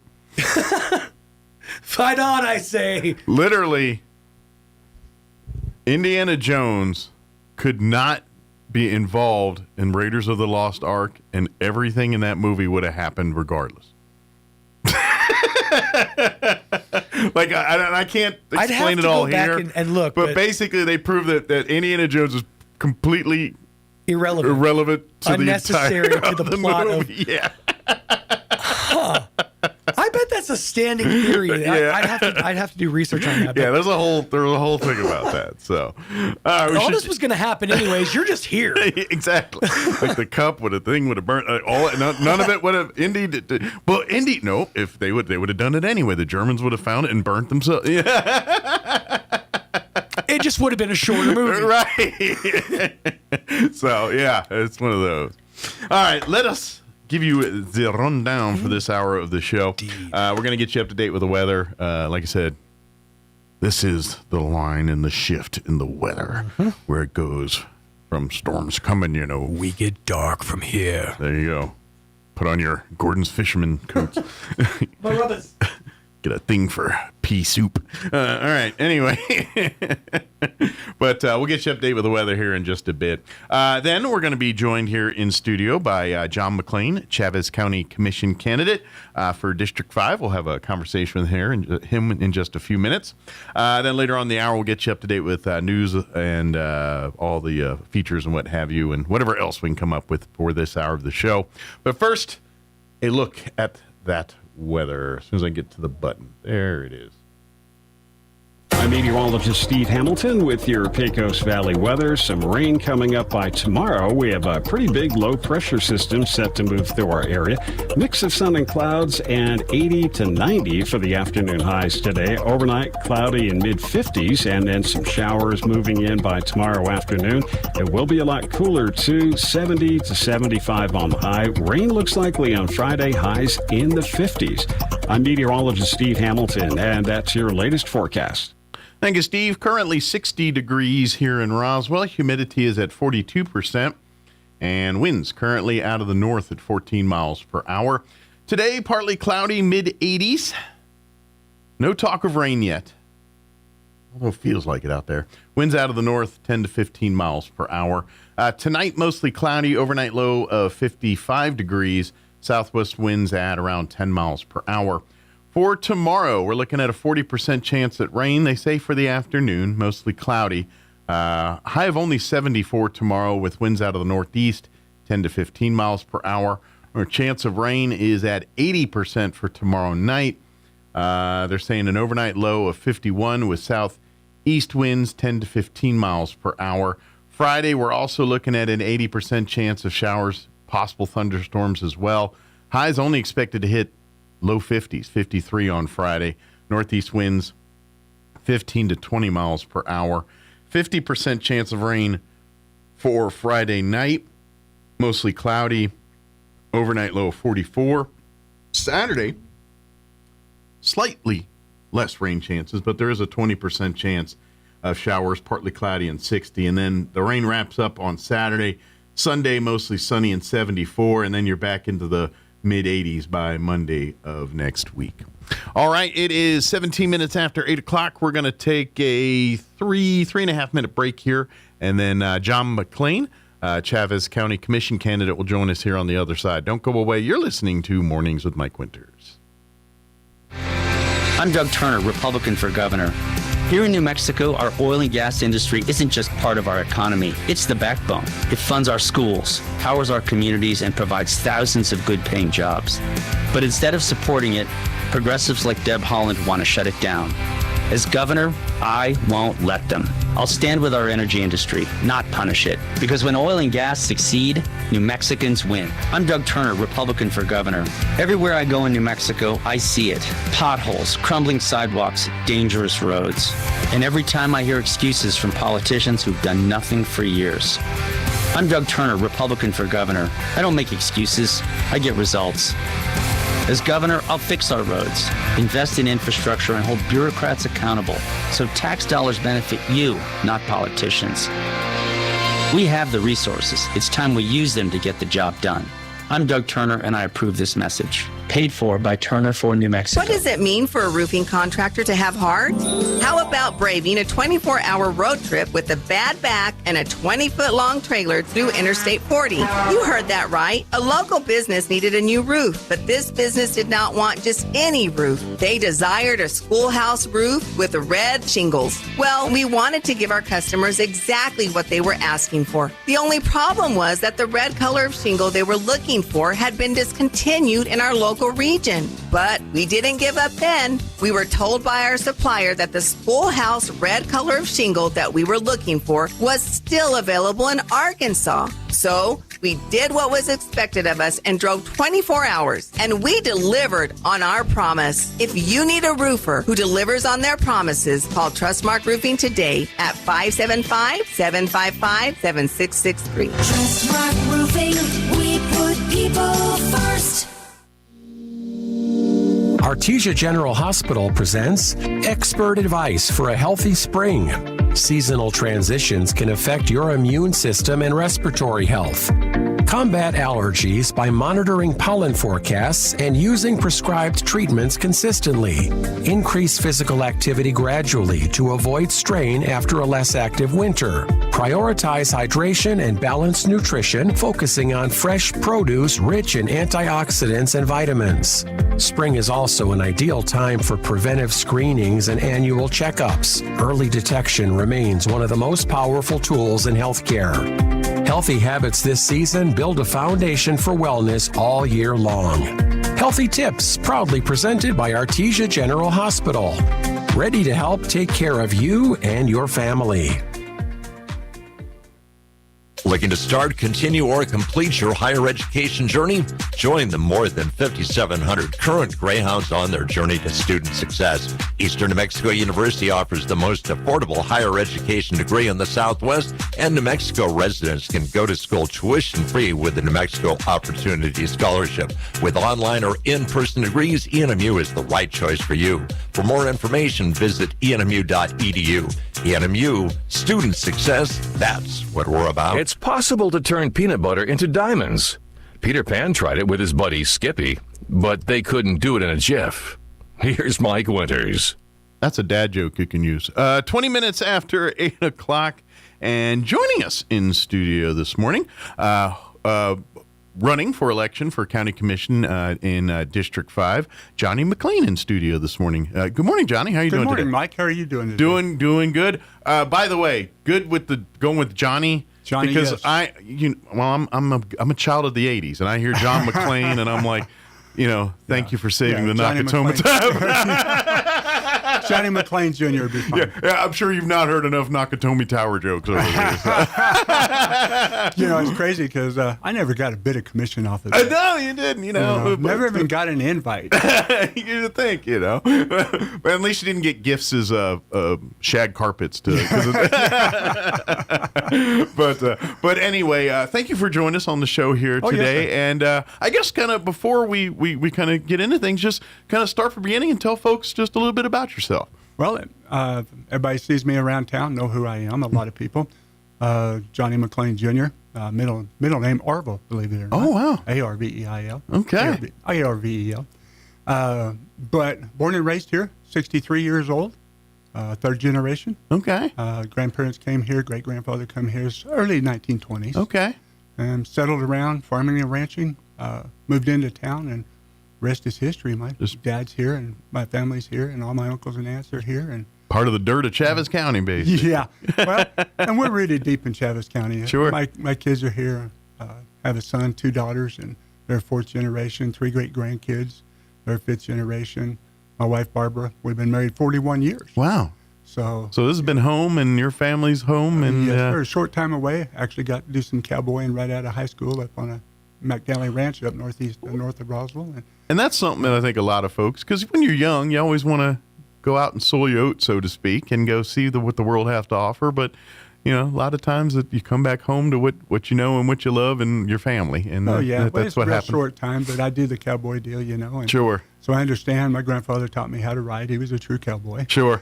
And, when I... Do you do like rodeo stuff and all that? Oh, no. Mine was just punching cows. Gotcha. Just cowboy work. Yeah. I worked on a ranch. It was basically cows and sheep. Okay. McNally family up there. And, it was one of those times that, hey, I'll give it a try. And then I come back and went to college. And I was telling you just now, I was in broadcasting. Okay, yeah. Worked for the Katsaris family, KCRX Radio, KRSY, the Clark family. Nice. So by being in broadcasting, you're also especially in those days, you were a amateur engineer too. Yeah.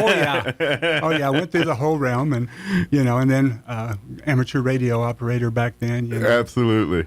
Long time gone. Yeah. So you've chewed and probably been bit a time or two with I was laughing about the old Martys that we used to have. Yeah. You and I there just fun now. Time. Lugging around an 80-pound, 90-pound Marty and the antennas, and then throwing it up there and doing your broadcast. And Yep, and hope and pray it all goes well, and power or nothing goes out.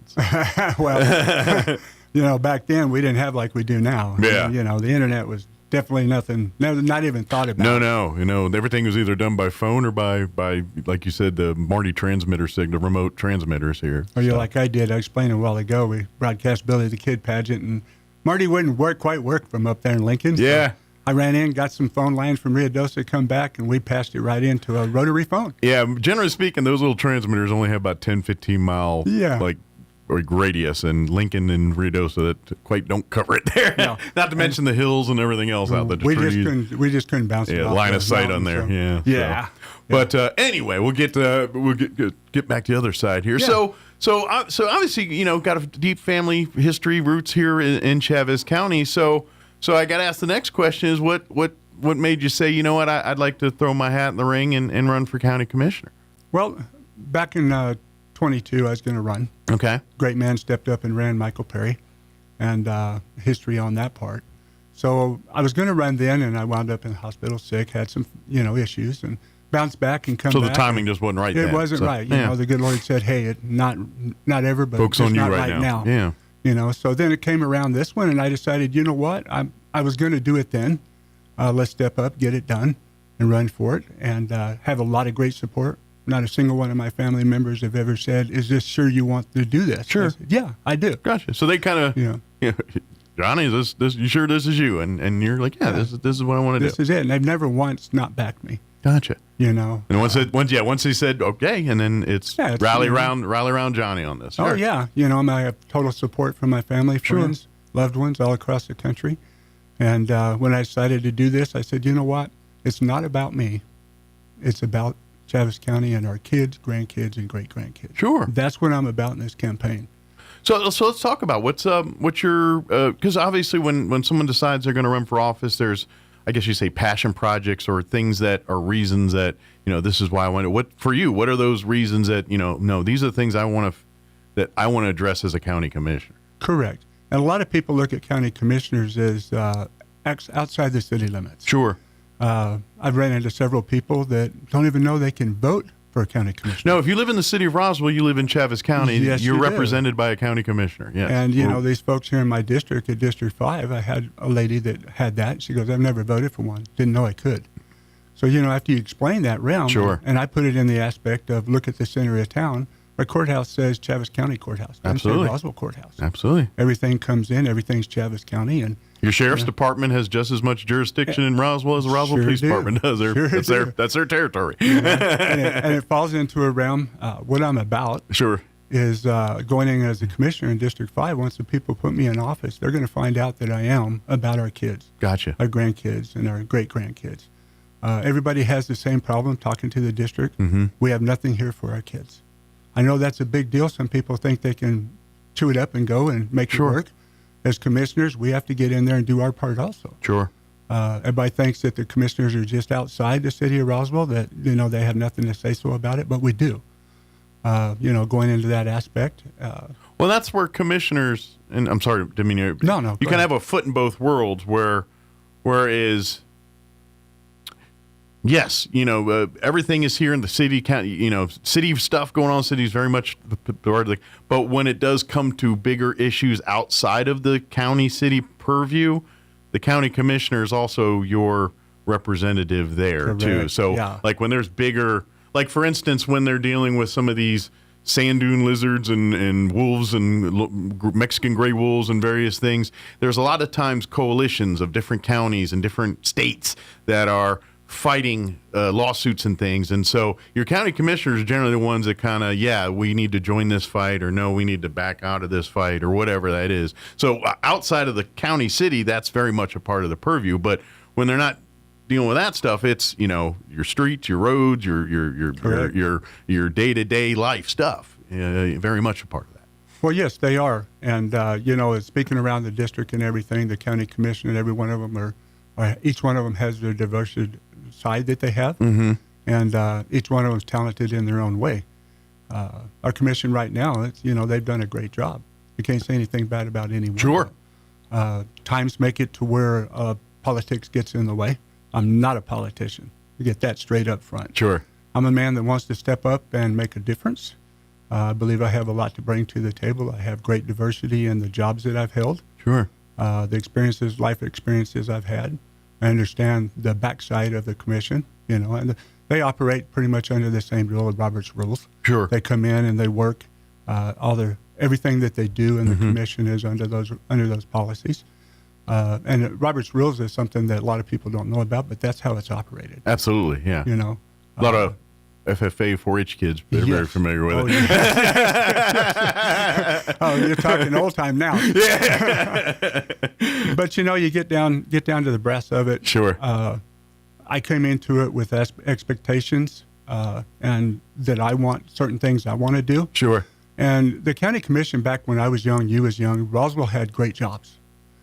We had TMC Manufacturing. We had Numex Plastics. Sure. We had Levi Strauss. One up here now. One of the great manufacturers here in Roswell. Right. And those went away. We all remember if you go online to Remembering Roswell, and it's like, remember the old bus plant? Remember the old jean plant? Remember the old... remember, we all seen those, yeah. And those corporations and those businesses went away. Yeah. But the main fact that they held is they trained our young people. They came in, and that's what I want to get back to, is businesses that we can attract to train our young people for a job. Gotcha. Because our young people go away because of lack of jobs. Sure. Not just jobs, but lack of high-paying jobs. Great benefits. Sure. County commission has a lot to say about that. What comes in around the county that can attract those jobs. Absolutely. When you look at the whole aspect of industry nowadays, it's diverse. It's wide open. I mean, Chavez County is wide open to a lot of things that people wouldn't even imagine 30 years ago. We are kind of a blank canvas in some aspects obviously, Chavez is unique to other counties in this part of the state too, because let's face it, Lee and Eddy County, they got a bigger tie in oil and gas. I mean, we have a toe. They got a big foot in there. But we're heavier. We're a little more diverse in we're probably heavier than farming and ranching than oil and gas. But that being said, so we need a little diversity is kind of what we need here. But at the same token, this is where Chavez County flourishes because when oil's up, it's up. When it's down, it's down, and it's boom or bust in Lee and Eddy County sometimes, where Chavez survives those storms sometimes. Correct. And the thing about Chavez County is it's one of the greatest counties to live in New Mexico. I truly believe that, born and raised here, like I told you. The aspect of Chavez County is untouched for New Mexico. Sure. It's ready to grow. Talking with people, it's ready to change. Sure.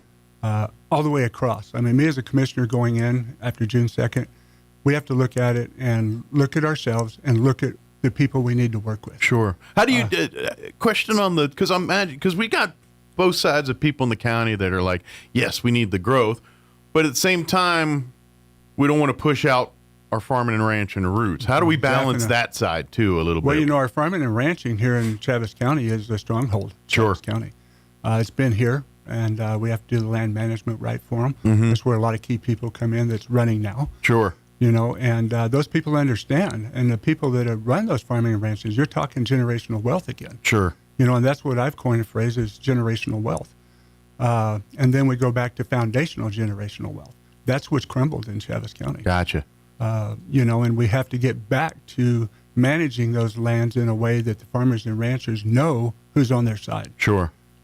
Because this is their livelihood, And then you come back into Roswell, which works with the farming and ranching.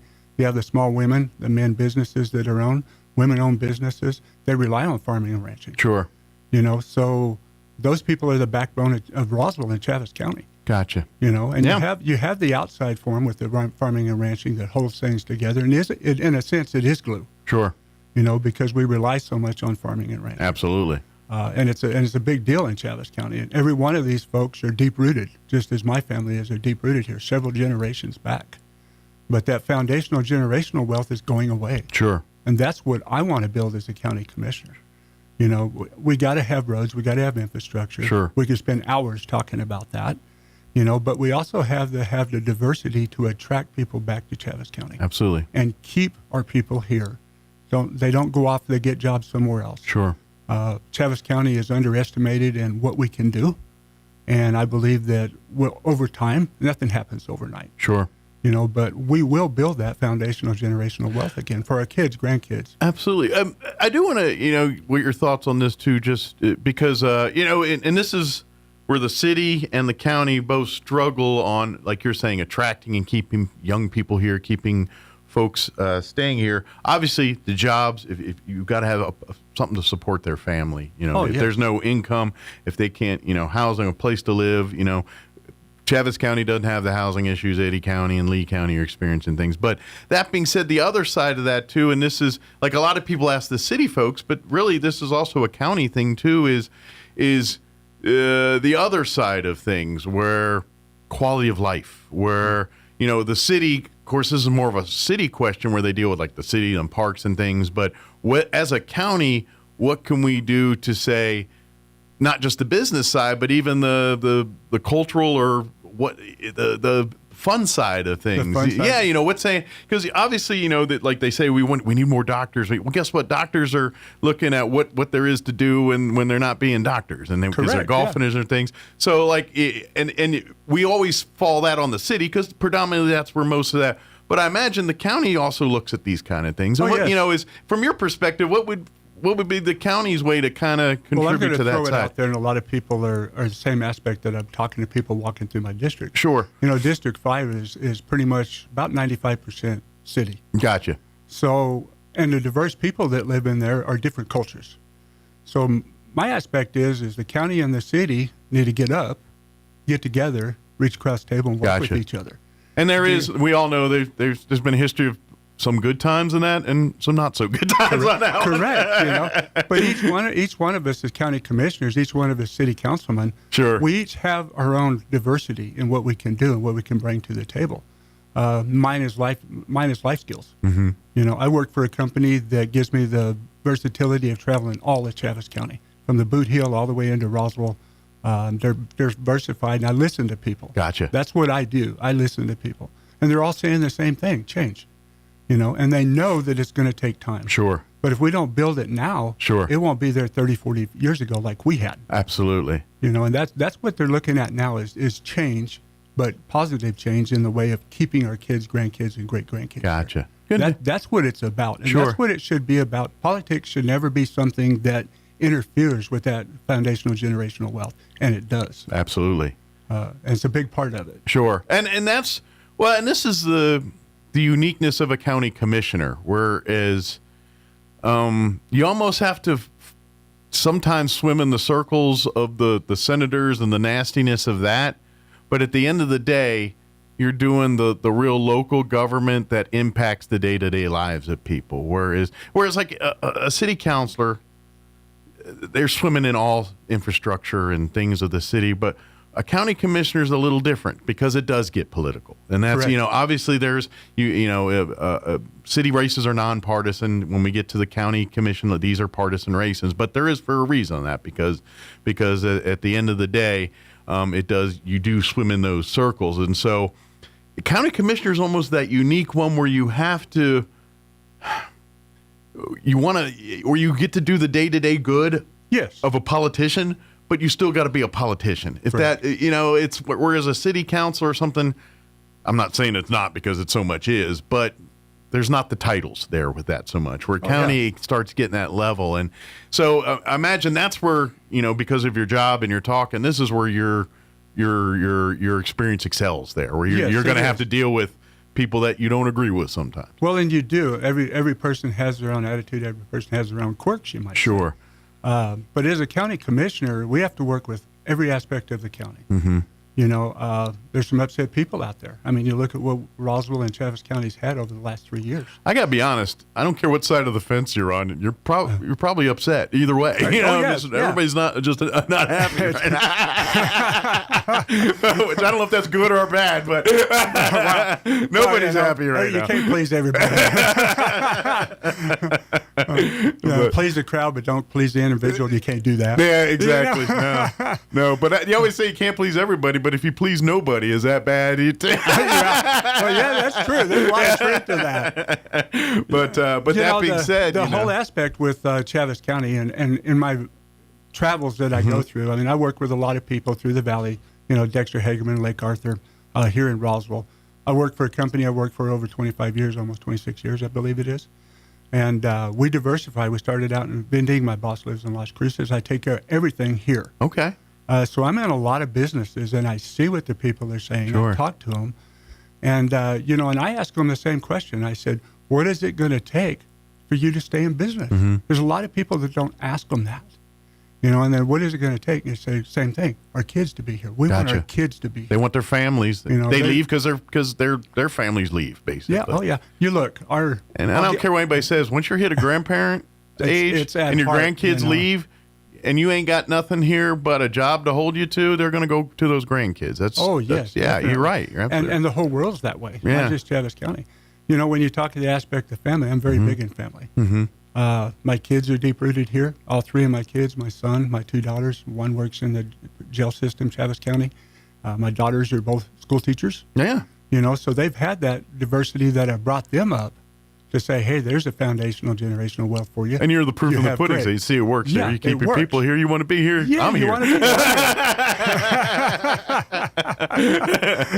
Well, the whole aspect that I look at it is going in as the next county commissioner. Sure. I want to work across the table with whoever it takes. I have the ability to pull people in around me. Gotcha. If I don't know about it, I pull people in around that can get the job done. Sure. And that's what it takes nowadays. There's no I in team. Sure.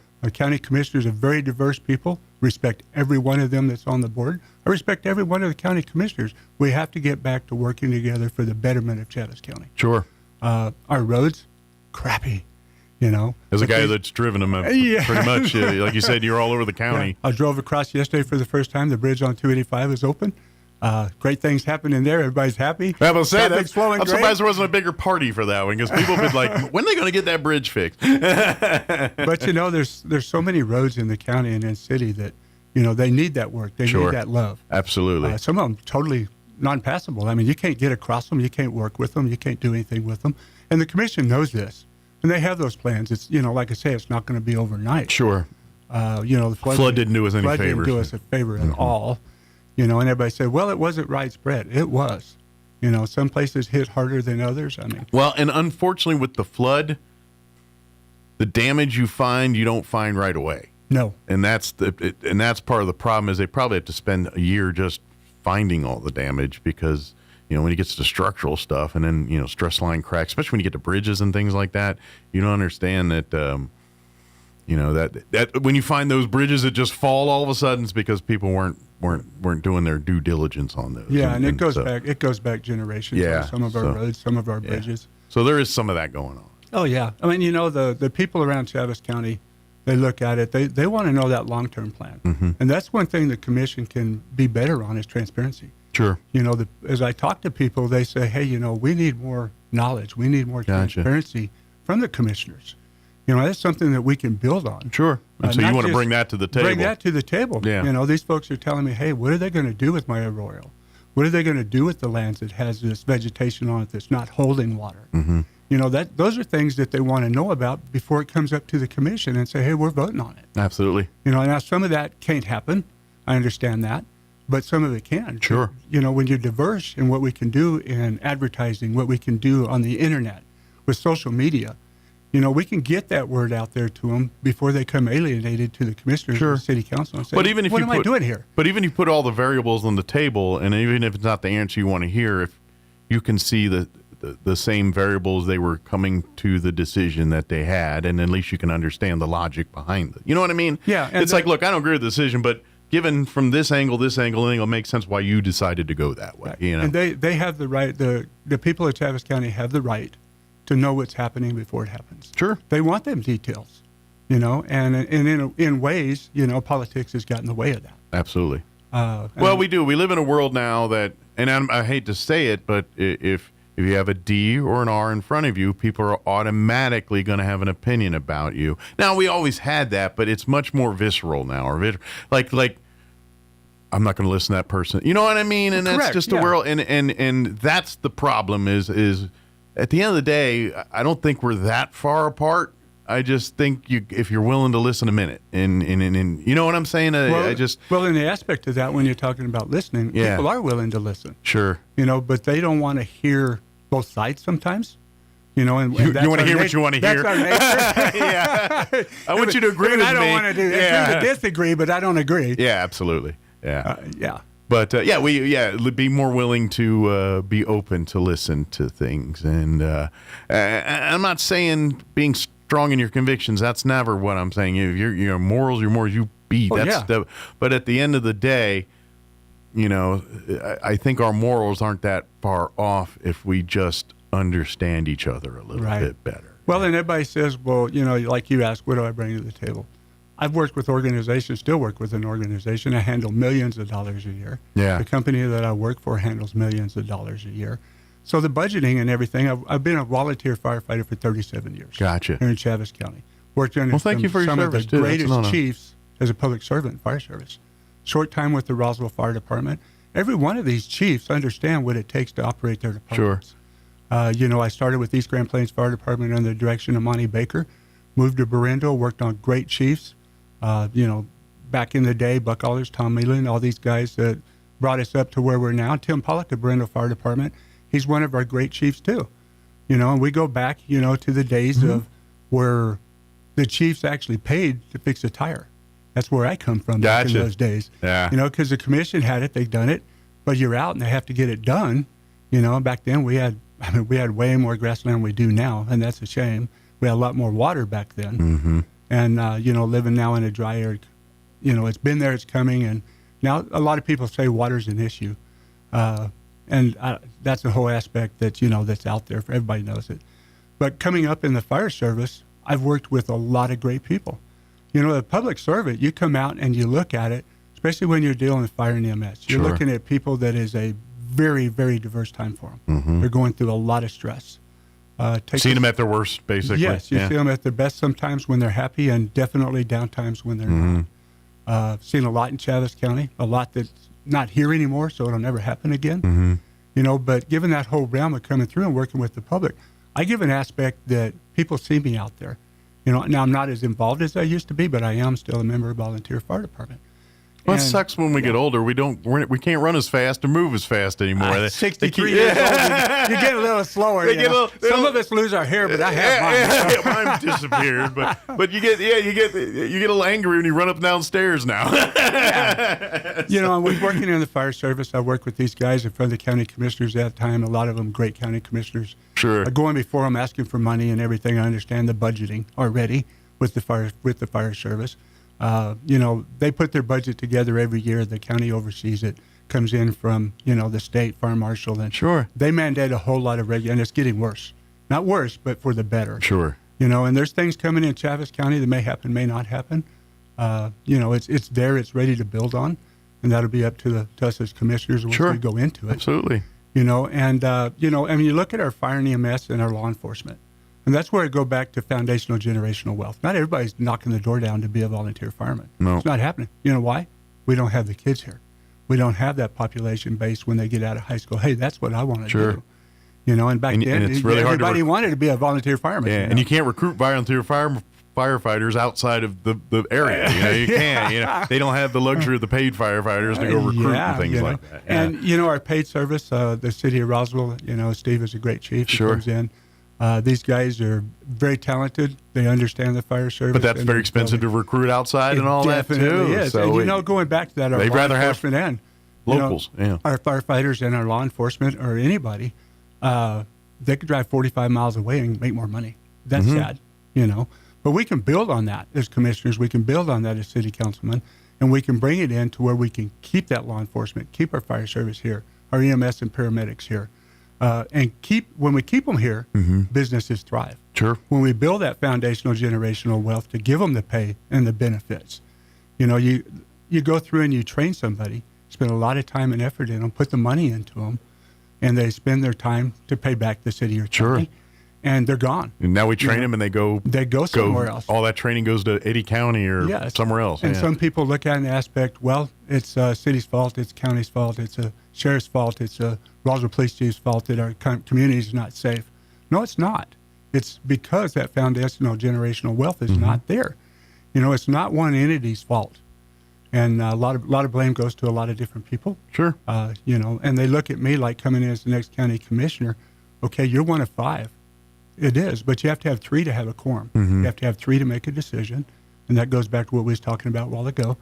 And every one of the county commissioners right now understand that aspect, and they're working towards it. Sure. They're fixing to have a groundbreaking for the culture. Yeah, this is exciting. Coming up next here, week. Next week. Yeah. Yes, and it's going to be something that's hope people big come in out to Chaves that. County.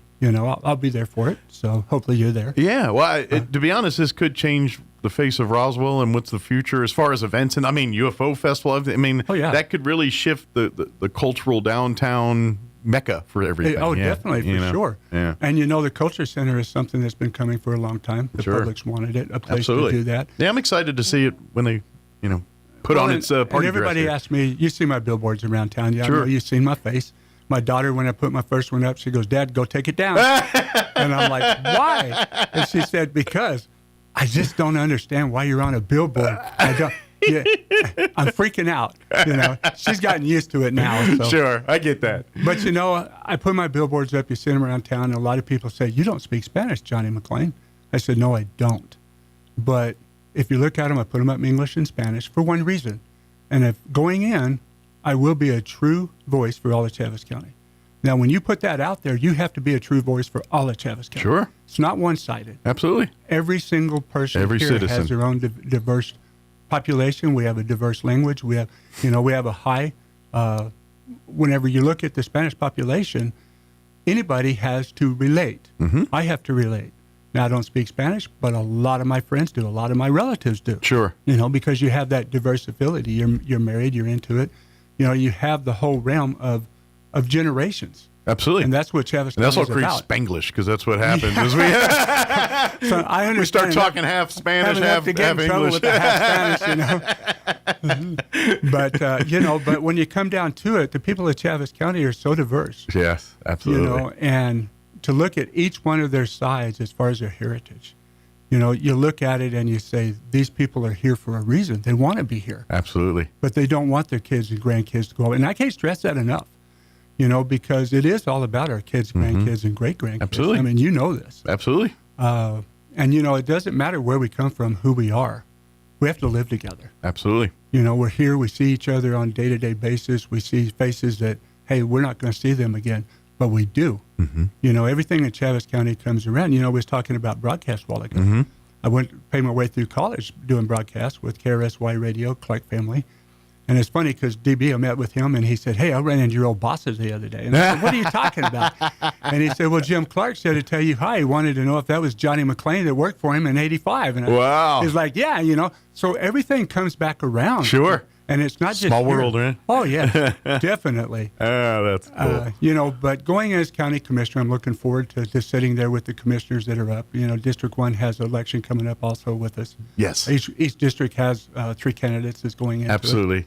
And you can always go to the clerk's office or go to their website. You can go to the state website and you can see a sample ballot and you can tell exactly what district you're in, who you are. And where it is. I'm fortunate on the draw. I got top. Yeah. Number 1 on it. So wasn't expecting that. Luck of the draw. It goes back to one of those deals, right time, right place. There you go. And that's my coin phrase. There you go. I'm looking at that. That's part of my campaign. I'm putting it out there. Nice. We are right now in the right place. We're in the right time. People want build that generational. Sure. Wealth. It's the right time to pull it up now. Absolutely. We're in the right place, one of the greatest counties in New Mexico. And as far as I'm concerned, pretty much the whole United States. I'm very patriotic. I'm a person that comes from a family that's very patriotic. My grandfather and my dad was Navy, and I was fortunate enough to go with my dad and my son on the USS Texas. Okay. And my grandfather was on that ship. 4 generations walking across that ship. That's cool. It's a last floating battleship, when you think about the history. Yeah. And Chaves County has its own diverse history. When my grandfather came here, it was days of Billy the Kid. And you look at that history that's come up to now, it has changed so much. Yeah, unfortunately, there was no Chaves County back then. We were Lincoln County. Lincoln County, yeah. Everything was Lincoln County. That's right. And you drive through it 2 times going through Albuquerque, and That's right. Okay, I'm still in Lincoln County, but That's right. We're almost out of time here. Okay, that's great. If folks want to learn more, want to reach out to you, talk to you, or be a part of the campaign, they can give me a call. My number 575-626-1944. Okay. That's my personal number. Very good. Or look me up on my social media. Okay, you got Facebook. Facebook in there, and then under Johnny McClain Jr. Probably Johnny McClain, and then the other side on my campaign sign is Johnny A. McClain. Okay. For county commissioner. Very good.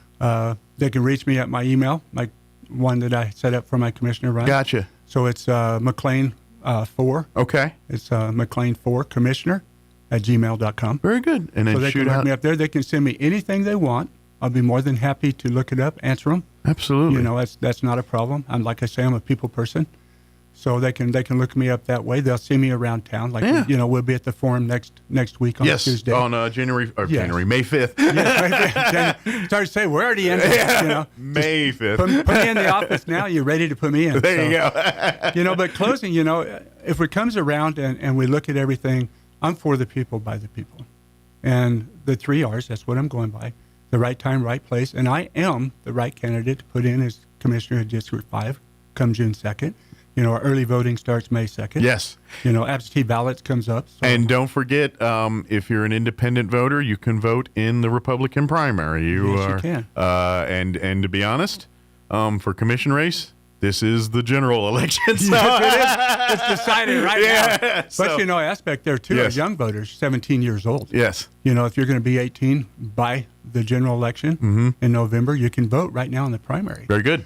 So, you know, that's a whole new realm of voters that Absolutely. can step up, and that's that generational wealth I'm talking about. Absolutely. You know, so get Make out your and voice vote. heard. You know, it's the people do have a voice. We hear this all the time in politics, but they do have a voice. They need to get. We have the lowest turnout of voters anywhere. And I'm telling you, at this level of elections, county, city, I've seen city races separated by like 5 or 6 votes. Yes. I've literally seen that county races by as 20, 30 votes sometimes. It is not uncommon. Your vote is very important. Definitely is. Well, as always, Johnny, appreciate the visit. And as commissioner, open forum, anything we can do to you know, help you get word out to the people, anything we can do to help, let us know. Oh, yes, sir. I appreciate the time. I appreciate y'all allowing me to be here. Awesome. And looking forward to being the next commissioner of Chaves County District 5. Vote for me June 2nd. And thank you for taking out Hans Gruber. Oh, that was great. Thanks, John. I appreciate you. You're telling our age. That's right, a little bit. It is 8:56. Let's pause for news and a quick break before they get to top of the hour news. Don't go away. You're listening to Mornings with Mike Winters. With SRN News, I'm Rich Thomason in Washington. The Supreme Court has struck down Louisiana's second majority black congressional district. The High Court concluding the district, represented by Democrat Cleo Fields, relied too heavily on race in its makeup. Knife attack in a predominantly Jewish neighborhood in London has been declared a terrorist incident by police. 45-year-old man arrested on suspicion of attempted murder. 2 men were wounded. They're hospitalized in stable condition. Yesterday it was Washington, D.C. Today we'll find Britain's King Charles and Queen Camilla in New York City, where they'll be meeting with first responders and victims' families at the 9/11 memorial site. On Wall Street this morning, stocks are mixed. The Dow is down about 189 points, while the Nasdaq is trading 7 points higher. The S&P is off just a fraction. This is SRN News. Attention, attention. They've done it again. For 3 years in a row, Roswell Hyundai is the #1 used car supercenter in New Mexico. Whether you're in the market for a large truck, a super high-end luxury vehicle, or an affordable car for first-time buyers, the Roswell Hyundai Used Car Supercenter has one that fits your needs and your budget. So if you're looking for the best deal on your next vehicle, head for the #1 Used Car Supercenter in southeastern New Mexico 3 years straight. Roswell Hyundai, 1909 West 2nd. Looking for a proven solution for facial wrinkles and the loss of facial firmness? At Care Valley Dental, we offer expert Botox treatment designed to soften fine lines, smooth wrinkles, and create that refreshed look that you want. Hi, this is Dr. Sarah Usher, and as facial professionals, we are the true experts with advanced training and precision you expect. You owe it to yourself to experience why Care Valley Dental is the expert in Botox treatment. Come see the team at Care Valley Dental at the corner of 9th and Main in Roswell, or call 575-622-4455. When you or a loved one need medical transport, Trans Aero answers the call. Trans-Aero Medevac operates 3 rotorcraft bases and 1 fixed-wing base in southeastern New Mexico, allowing them to respond quickly to emergencies across diverse terrains. Their fleet extends coverage deep into New Mexico and West Texas, including Artesia, Carlsbad, Roswell, Ruidoso, Midland, Lubbock, and the surrounding areas, ready to answer the call when every second counts. Trans-Aero Medevac, proudly serving southeastern New Mexico and West Texas. Flown for free, thanks to the partnership from the City of Artesia and Trans-Aero Medevac. Life support by air. Mulan has the highest kill count of any Disney character. When asked for comment, Buzz Lightyear responded, "To infinity and beyond." Here's Mike Winters. And good morning. We are closing in on 9 o'clock. Town Hall News is up next. We'll be back on the other side of news. You're listening to 106.5 Roswell's Talk FM, KEND, or Roswell, New Mexico. We will be back on the other side of news. Don't go away. Breaking news this hour from Town Hall. I'm Rich Thomason. The Supreme Court has struck down a majority black congressional district in Louisiana. The High Court concludes the district, represented by Democrat Cleo Fields, relied too heavily on race in the way it was drawn up. 6-3 ruling fell along partisan lines. The Trump administration is pushing Congress to move quickly on funding the Department of Homeland Security. The White House is warning Congress that funds to pay Department of Homeland Security personnel will soon run out. The Office of Management and Budget says in a memo that failure to pass legislation could spark new threats of airport disruptions and national security concerns. The House has come to a standstill as Speaker Mike Johnson and Republican lawmakers are tangled over various issues, including the Homeland Security funds. The memo could help the GOP leader pressure lawmakers to act. It says funding that President Donald Trump tapped to pay workers through executive actions will be exhausted by May. I'm Lisa Dwyer. Britain's King Charles and Queen Camilla are in New York City to meet with first responders and victims' families at the 9/11 memorial. During his address to Congress yesterday, King Charles reflected on the attacks which took place 25 years ago this September. We stood with you then, and we stand with you now in solemn remembrance of a day that shall never be forgotten. The king noted that NATO came to America's aid in the aftermath of 9/11. Greg Clugston, Washington. Knife attack in a predominantly Jewish neighborhood in London declared a terrorist incident by police. 45-year-old man is under arrest. 2 men wounded. They're hospitalized in stable condition. Voting along party lines, the Senate Banking Committee approving the nomination of Kevin Warsh to serve as Fed chairman. The final hurdle, a vote by the full Senate, probably next month. On Wall Street, the Dow down 247 points. Townhall.com. Everybody wants cheap airfare, but where do you find it? You call low-cost airlines. Their prices are direct from the airlines, and they're so low you can't find these fares published anywhere. They specialize in cheap flights, discount hotel rooms, cheap car rental rates, and great package deals anywhere around the world. Wherever you want to go, they can help you get there cheaply and with a best price guarantee. If you want the lowest prices on your airline tickets or other travel services, call now. That's right, call. That's the only way to get these rates. Experts are standing by 24/7 to get you the cheapest airfare and hotel rates available. So don't wait. Call right now for the lowest travel prices anywhere and for great last-minute travel deals too. Call 866-755-5300. That's 866-755-5300. Again, that's 866-755-5300. Call us right now. Russia's traditional parade marking the defeat of Nazi Germany during World War II will take place this year, but without military hardware. It will be the first time since Moscow launched its full-scale invasion of Ukraine in 2022 that no military equipment will rumble through Moscow's Red Square on May 9, the day Russia celebrates its most important secular holiday and showcases its military might. A Russian military statement cited the current operational situation as a reason for excluding including a military equipment convoy, as well as cadets from the parade. The statement didn't elaborate. World War II is a rare event in the nation's divisive history under communist rule that's revered by all political groups, and the Kremlin has used that sentiment to encourage national pride. I'm Charles de Ledesma. It is the 81st anniversary of the defeat of the Nazis. Meanwhile, Russia's attacks on Ukraine continue. News and analysis at townhall.com.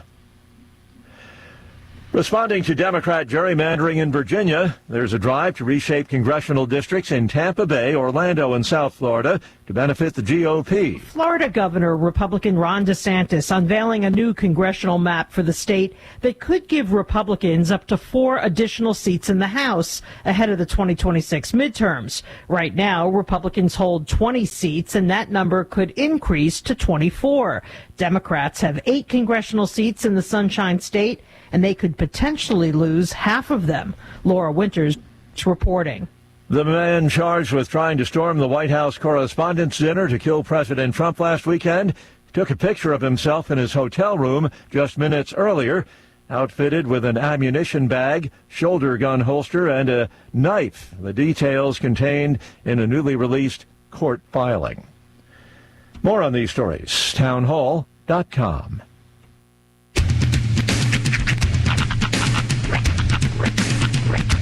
What in the wide, wide world of sports is going on here? I promise you, whatever scum did this, not one man in this force will rest for 1 minute until he's behind bars. Now let's grab a bite to eat. Yeah, come on. I feel the hot wind on my shoulder and the touch of a world that is older. I hit the switch and check the number. I leave it on and then I slumber. I hear the rhythm ringing through it. Flamenco guitar and cumbia music. I hear the talking of the DJ. The travel witch said, what does he say? I'm on a Mexican radio. I'm on a Mexican world radio. Broadcasting live from high atop the J.P. White Building in downtown Roswell, New Mexico. It's Mornings with Mike Winters on 106.5 Roswell's Talk FM. Is that what I sound like when I talk? Now, here's your host, Mike Winters. And good morning. It is 6 minutes after 9 o'clock. Welcome to hour number 3. Crazy miracles. Mornings with Mike Winters right here on 106.5 Roswell's Talk FM. Happy Wednesday, everybody. Hope your Wednesday's going swimmingly well. Don't forget, they moved up baseball. Like if the games that were supposed to be Friday and Thursday, they moved up to today and tomorrow due to rain. And because these games are setting up, like they've got to get these done by the weekend because the state tournament, they've got to determine 1s and 2 seeds and all that. So they got to get these games in. They can't make them up. So they got to get them in. And with our rain forecast for Thursday and Friday not looking good, they've actually moved. So Goddard Artesia, that game that was supposed to be, I believe, tomorrow is today. That's going to be at like 3 o'clock today. I think Roswell game's tomorrow or today, and then they got another game tomorrow. They're going to try to squeak one more in tomorrow before the rain hits. Tomorrow afternoon, the rain. So if you were going to go to those games Thursday, Friday, today now, and then we'll have them, of course, on our in the Goddard channel for the Goddard perspective, the Artesia perspective, and the Artesia channel, ksvptv.com. But yeah, because right now, I think in baseball, Goddard's the 1 seed, Artesia's the 2 seed, and they're playing each other to determine, who gets to stay the 1 and 2 seed, and who gets to. So these are important games, so they got to get them in. So because they start doing playoffs next week, so they moved them up. So just for all you baseball fans, that's the story there. There's something else I was going to mention. It'll come back to me later here. Let me give you the rundown for this hour of the show. We'll get you up to date with the weather and all that. Like, spoiler alert, We got some rain coming. I just mentioned that. So we'll get you up to date with all that here in just a bit. Also here about 9:15 or so, we're going to have the folks from our American Legion Post 61 family join us. Jen and Lee will join us, and we'll talk, getting updates on upcoming things. And we got actually kind of a bevy of stuff going on. So we'll give you all that here in just a bit.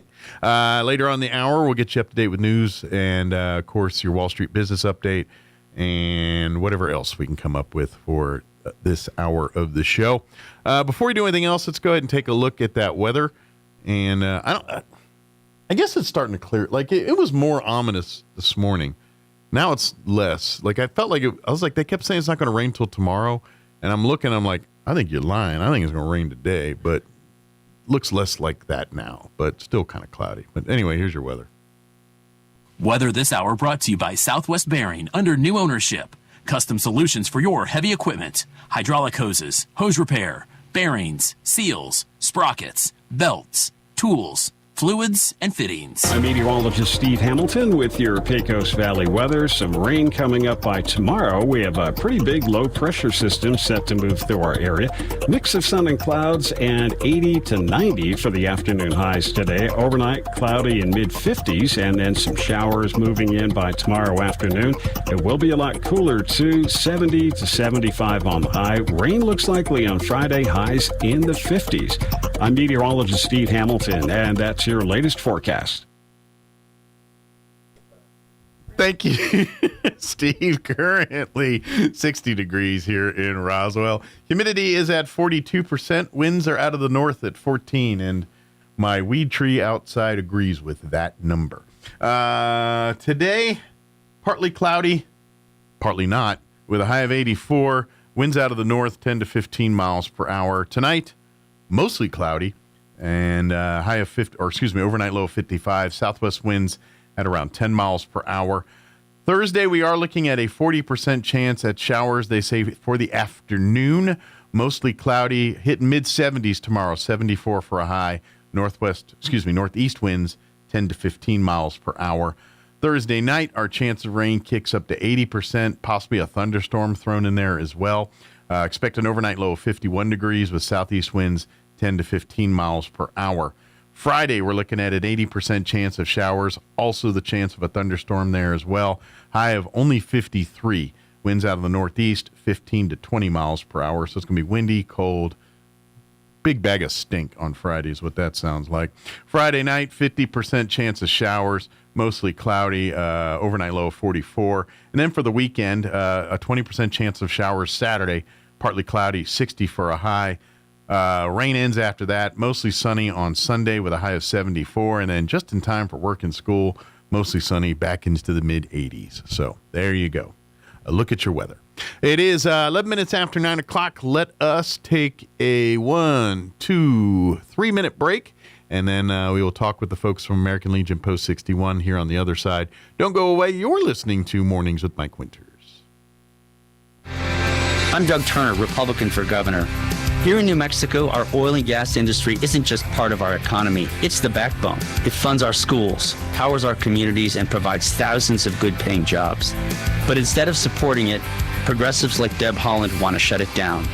As governor, I won't let them. I'll stand with our energy industry, not punish it. Because when oil and gas succeed, New Mexicans win. I'm Doug Turner, Republican for governor.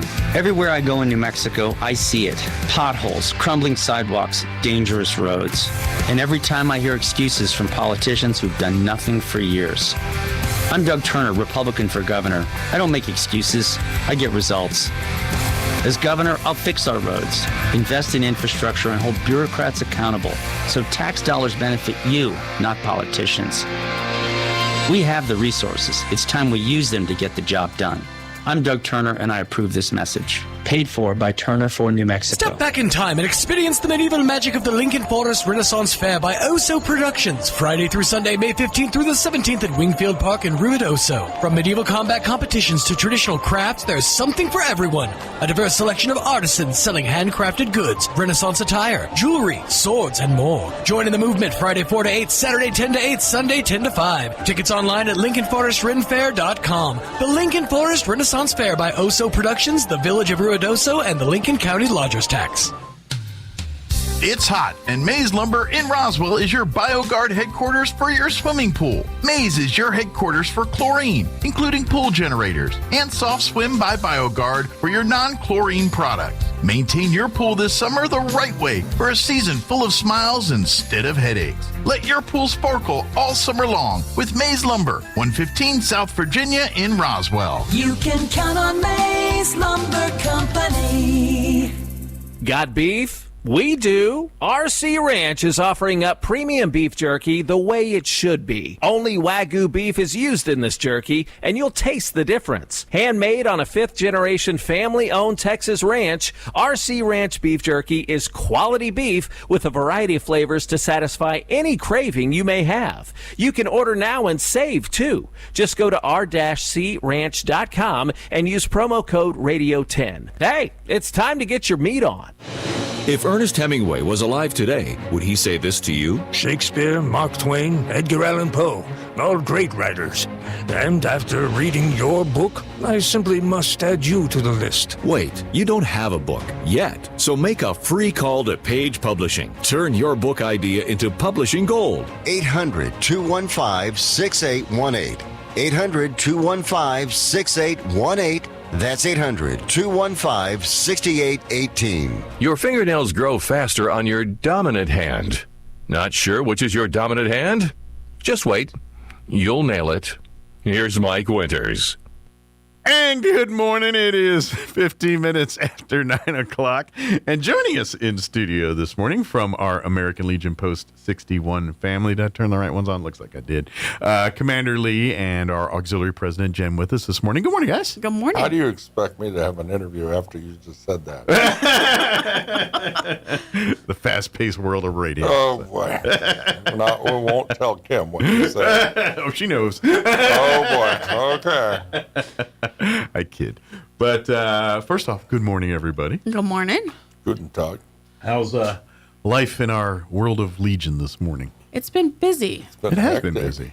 Yeah. Been a lot going on, and well, I had committed us this year to going to every district meeting except for Farmington. Yeah, that's a little too far. That's where you draw the line. It was like 8 hours to go there. But then I had to cut it short. So I finished all the district meetings that we're going to make this year. Okay. Unfortunately, we had an incident happen in the family. My brother-in-law was killed. Oh, I am sorry to hear that. Now I got a deadhead to the funeral, which is up in Washington State. So I'm basically leaving very shortly after this next meeting. So okay. Yep. And I'm sorry to hear that. Safe trip. Probably won't be home until the end of the month, which means I'm going to miss NIMI Awards. Dawn's going to have to do NIMI Awards. And Memorial Day, Dawn's going to have to handle Memorial Day because I'll be gone for both of those. Okay. Unfortunately. Okay. Well, we'll get through it. But we got to learn a lot of things on these trips. Got to meet a lot of people all over the state. They're doing a lot of good work. They're doing a lot of good cool work, to see. and there's some very quirky people out there. Well, in a room of veterans, you're going to find that. It's very true. Yeah. That's just comes last with the weekend territory. we spent it out at Acoma. Yeah, okay. That was cool. So, and they had a very beautiful Navajo ceremony to bless the food and nice everything. And were some of the post members Navajo? yes, Yeah, awesome. Most of them are. And in fact, the chaplain, half of it was in English, half of it was in Navajo. Oh, cool. And I'd never really heard Navajo before. It is a very pretty language. It is. It was very distinctive. Yeah. We knew what we were hearing. We just didn't know any Yeah, words. every once in a while I'll get commercials from the New Mexico broadcasters for some PSAs, and every once in a while I'll get a Navajo version. And Yeah. it's a very unique language. It is. It's very cool. Yeah. So they just got a brand new building out there, or extension on their building. Yeah, it's cool. beautiful. It was a beautiful meeting hall, and Now, good people out they there. know They ain't got no old code talking Legionnaires going around there, do they? I don't think so. No, okay. I just checking. I know there's not many left, but I didn't know if they had one that still. I don't think they have any code. They would have mentioned it, I'm pretty sure, Okay. but they had been over 100 years old. Yeah, So, I was about to say. I just unfortunately I don't think there's many left. to my knowledge, there are no World War II veterans in the Acoma post anymore. Okay, I was just curious. But we have, I believe, statewide there are 4. Okay. Not code talkers per se, but I believe there are 4 World War II veterans left. Okay. We lost our World War II veteran, of course, last year. Yeah. Billy Joe Allen. We got to honor her at the Veterans Day. Yes. That was kind of one of her last public appearances, I think, before we lost her. Well, she yeah. came to the next one, too. Oh, but that's true, yeah. She didn't do anything or participate. She just was there. Sure. Yeah. But we were lucky to have her. She was 103 years old. You know, it's like. I figure if I can make it to 83, I'm doing pretty good. I ain't gonna lie, I'm in my 50s. I'm like, so far so good. And a lot of, I'm on borrowed time now. a lot of our veterans don't realize that Korean War veterans and World War II veterans, if they exist, they don't have to pay anything at the American Legion for their membership. All right. So any World War II or Korean veterans out there, if you, your last dying wish is to join the American Legion, it's no cost. It's free. So, Yep. Get a hat.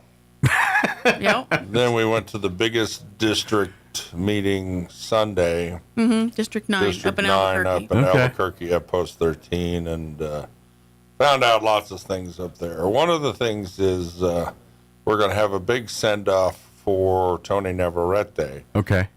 He is the longest-serving adjutant in the 55 departments. Okay. And he was named Adjutant of the Year this year for the entire American Legion. Oh, wow. So we'll be giving him a send-off party Nice. at convention. So is he?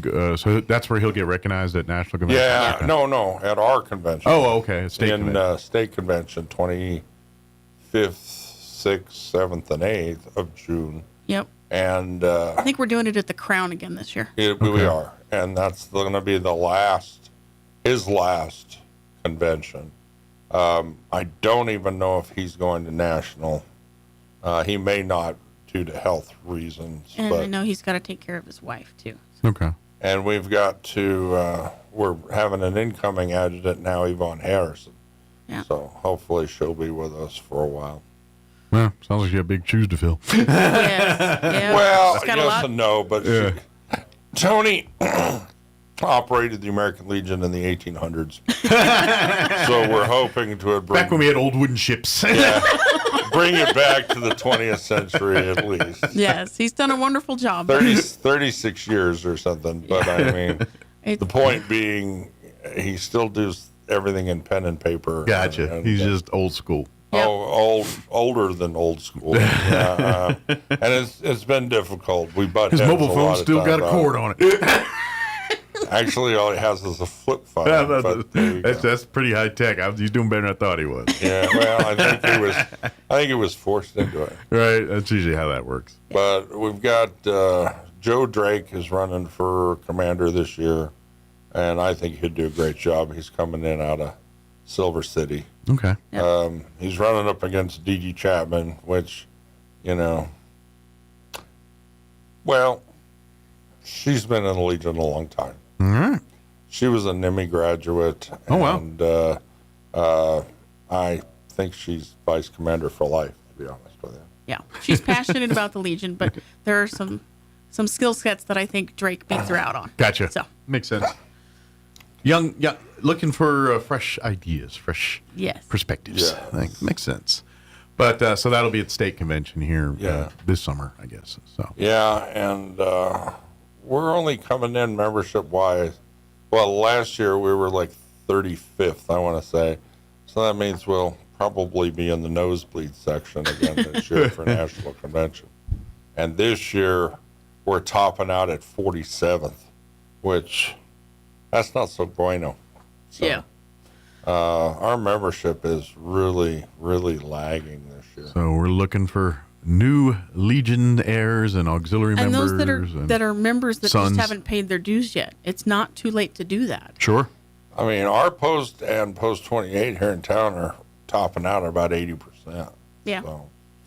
Yeah, unfortunately, the auxiliary's not doing much better. A few years ago, we were, first and second. This year, we're like third from the bottom. Gotcha. So if you have any veterans in your family and you're interested in supporting veterans in the community, please consider joining us. Absolutely. Just without you, our organization dies. And obviously, if you've been kind of following us each month as we talk on the radio, we're a lot of progress going.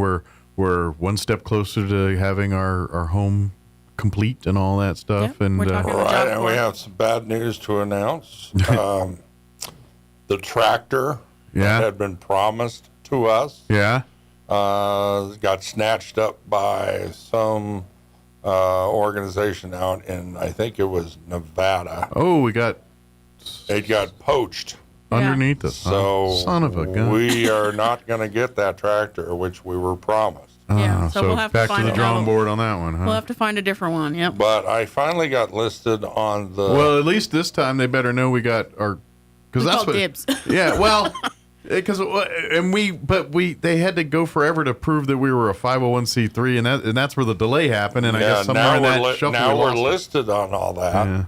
and I'm on the federal and the state list for equipment. But I mean, I don't really need airplane parts and stuff like that. But It's amazing there what you can are find a on ton there. Uh, of things on there. Build a tractor with airplane parts. We just have to go get it. The closest stuff that's on the list is in like Fort Carson.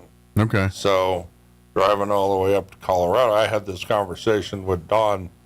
I think it was yesterday. I said, "Well, I didn't feel right about obligating you to go drive and get something." He's like, "Why not?" I says, "Why do you say that?" He says, "Well, I got to drive to Illinois for that bench picking thing." up benches here and there. Yeah, and I said, "Yeah, but." You volunteered for that. If you're volunteering, that's one thing, but I'm not going to just say, "Oh, by Volunteering. the way, Don'll do it. He'll do it. You're going to Fort Carson next weekend." Yeah, he's the Mikey of volunteering.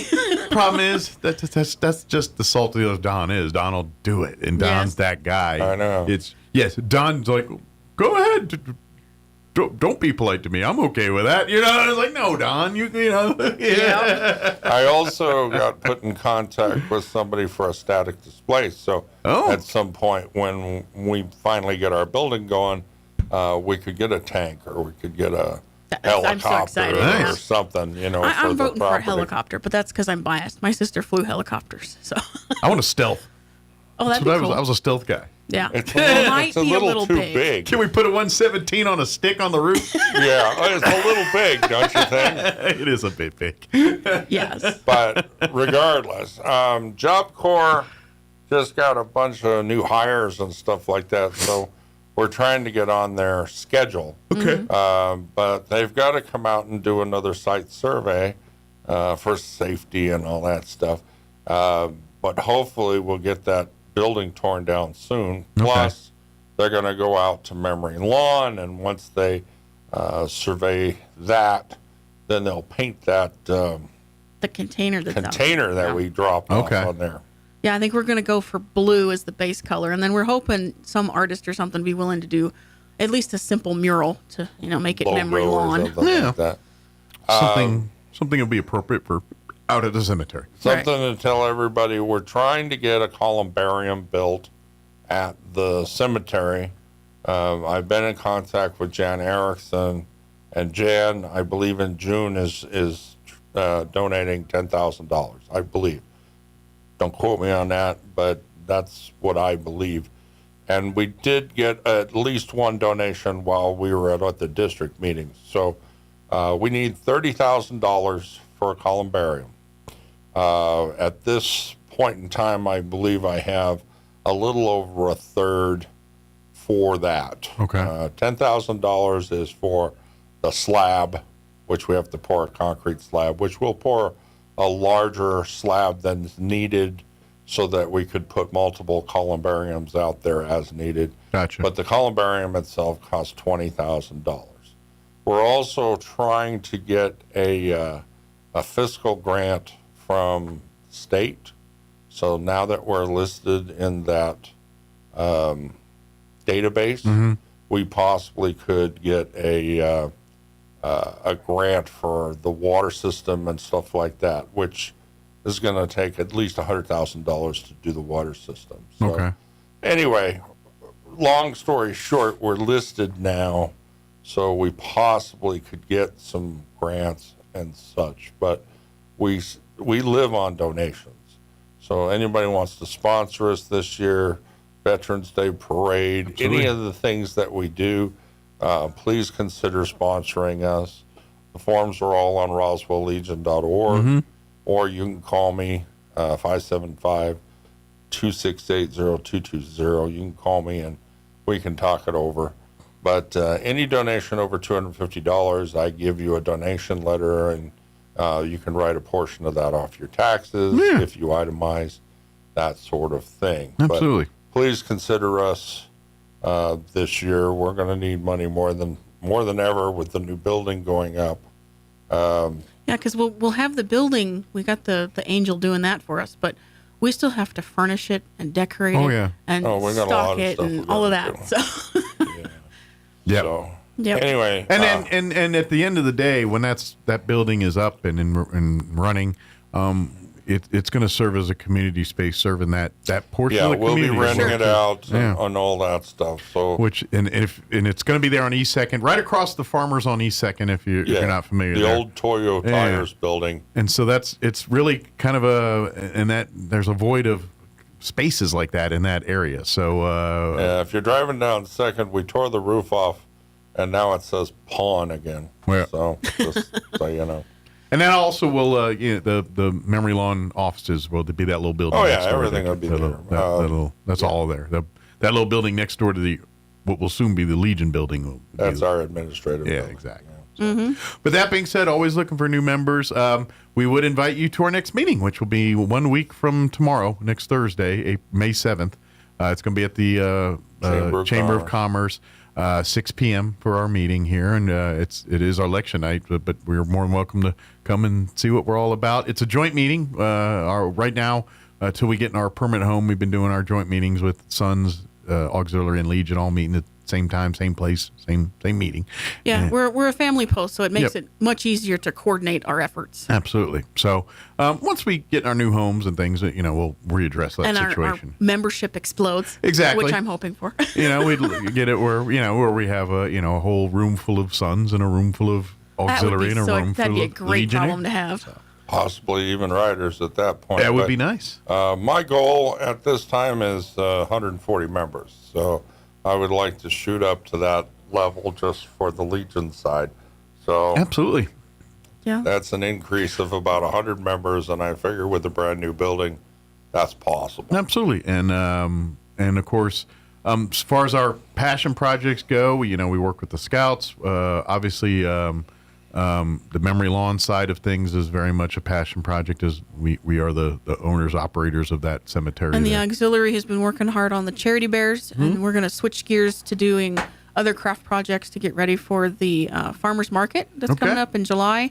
And then, of course, we have the air races that are coming in September. Yeah, I got to contact them. They haven't contacted me yet. So Well, yeah, just from what I'm hearing through the grapevine, things are a little different this year, so you might want to check in on that one. So Okay. That's what I'm hearing. So, but anyway, and then of course scholarships too. We still got 2 left. If you go to the website Lee had mentioned earlier, roswelllegion.org, there is a link to the scholarships there. And if you're basically a veteran yourself or direct family of a veteran and pursuing a STEM related or first responder service type that type of career field, then you qualify for the scholarship, assuming you do the other prerequisites here. Right. But yeah, that's basically what. And we've got, like you said, 2 scholarships left to give away for this quarter, semester, yeah. whatever. And and we got Memorial Day coming up on the 25th of May, and we're still looking for a speaker. So if anybody has something they'd like to say, we're looking for someone to give about a 10-minute speech. Okay. So any veterans or veteran adjacent or anything? Anybody. Yeah. And of course, this is going to be a celebration also of the 250th 50th year of the U.S. Yeah. So, which, by the way, if you go to the chamber, our Legion post is collecting canned goods for that. There is a box at the chamber. It's got American Legion eagles, and you can't miss it. It's a big box. Yeah, with very patriotic. soaring eagles and things all over it. You can drop your canned goods off there. It should be right up front there or whatever. If you don't see it right there, ask the person. Yeah, anything non-perishable is fine. Yeah, so if it's cans or pasta or whatever, hamburger helper boxes or whatever. Yeah, as long as it's non-perishable and has shelf life, or those we'll take it. Microwavable cup of soups or macaroni and cheeses, even, all those are even good. drink mixes or and things, granola too. bars, things like that. Yeah, Anything like that. We're looking to get stuff that goes in the pantry. Yeah. Yeah. If you want to follow our 250 feet theme, we're trying to get 250 cans. We're trying to get 250 bags of macaroni and cheese, whatever. Yeah. Or if you want, donate $250. You know, Sure. but that'll go any a long of way. these things, you don't have to do 250. We're looking for a group effort here. Many to make hands, these less numbers. work kind of Many thing. hands, You know. less Bring us work. one can, and you bring a can, and we got 250 cans. There That's you go. kind of That's what we want to do. All this will be donated to probably CASA and the women's shelter, Our Assurance Homes, local pantries. These are that sort of thing. So that's where all this stuff is going to end up. Yeah, it stays here in Roswell. Very good. We're not taking clothing items right now. Okay, just food stuff. Just food stuff. So anything like that would be great. But like I said, if you want to, but call if you have questions. But you can easily just come by the chamber and drop it off in the box there. The other thing we're looking for is if you have anyone that's deployed right now and they would like to have some goodie baskets and Our stuff like auxiliary, that. they love putting together the care packages. It's and called working our on it. Blue Star program. Yeah. So if you contact us, You never seen so many like pocket knives and pens, and on those nights when we're putting those bags together, and it's like, all right, you get a pen, a pocket knife, you get some socks, you get here's some jerky, The only thing we cannot send other than weapons, porn, is that too. anything Liquor. that's powered. So we can't send anything with batteries. Okay. Yeah, no Or anything batteries. Gotcha. Like Yeah, the they- last time we tried to send. Well, they get salty with the pressurized the cargo planes and all. I think that's those batteries. They don't want to Well, blow we up on sent them. earbuds last time, and they have no batteries in it. They They came stole back. all the earbuds and sent it back to us. So yeah, I don't understand what that's all about. But I think somebody we're just got a bunch looking of earbuds. for I think. a recipient. Look at that. So if you have a soldier deployed that we could use as a point of contact, please contact us. Yeah. Or maybe and they're we will send them a goodie bag. sitting on a boat in the middle of the Persian a Gulf somewhere, ship or deployed at a base Yeah. or So you Navy's know, kind of busy right now. in the so there's middle got of a lot the those sand guys over pile. there, Let so. us know. Yeah. So, but yeah, we will definitely. And then don't forget too another Wreaths Across America, where there's a link on that. If you'd like to donate for that, we would love. You can go through our website. There's a link there, and then you can place your order. We'll put those wreaths out during the Christmas. We had an holidays angel that came through and paid for a bunch of cemetery plots, but we got to keep the supply going. So we got to keep donate the them. supply going. Plus, they wanted us to add McBride to I'm about to say, this, yeah, too, our so- territory grew, so we need more than ever. We need more wreaths. So Yeah. please, Before it was, before it was only 300, and now it's more than that. like 7. We done got 2. We did impress them. Yeah. And now they're like, hey, you should do it. Yeah. And then we're like, yeah, we can do. How many need? No problem. We'll get hey, that was a dumb idea. We got volunteers. Yeah, we got so yeah, big heads prevailed here. So help us out. Well, we got primarily we'll be covering memory lawn. Yes. But then any overflow goes to and we McBride. wanted because at the end of the day, we want to make sure every veteran grave here in Roswell has a representation. And with we the wreath. realize there That's are what we probably want. So. a bunch of veterans in South Park, but South Park's covered by Chavez County veterans. But so like I said, we'll the be more we taking get, the care more of- we'll put out. I'll tell you that right now. We're going to take care of memory You give us lawn 1,000 and of them, as- we'll put 1,000. as much somewhere of memory somehow. lawn as possible. There's $17 each. Yep. I get $0 from that. And to be honest, the money part and all that Wreaths Across America is a organization that helps veterans and veterans' families. Those wreaths that they put out, those are made by veterans, and they're using it as kind of a readjusting back to life kind of program. Right. But the money generated goes back to scholarships and other programs and things for veterans and families of veterans to help them succeed. So, but that does not benefit the Legion. No, it all goes, but your money goes to help veterans. So if you go to my families. website, roswelllegion.org, click on Wreaths Across America, and then if you donate in that portal, then all those wreaths will get sent to me for distribution at, like I say, Memory Lawn and McBride. If you want to go to Wreaths Across America on your own and not use my website, the location you want to choose is NM0072, which is basically, it says Memory Lawn, but as I said before, we're going to spill over into McBride as well. Yeah. So, but if you go to our website and want to donate, that we'll make sure we get and you. You can personalize those wreaths. Absolutely. Yes, you can. Yep, absolutely. And of course, if you want to learn more about their organization and read exactly what they do, there's links on that as well too. You can read more about the Wreaths Across America, their organization Flag itself. Day is coming up in June, so we'll be talking about that. We'll probably have a flag retirement ceremony planned. But we will have a flag retirement ceremony going at the post. And then, of course, we're planning on having another 4th of July, probably either at the post or if it's a construction zone.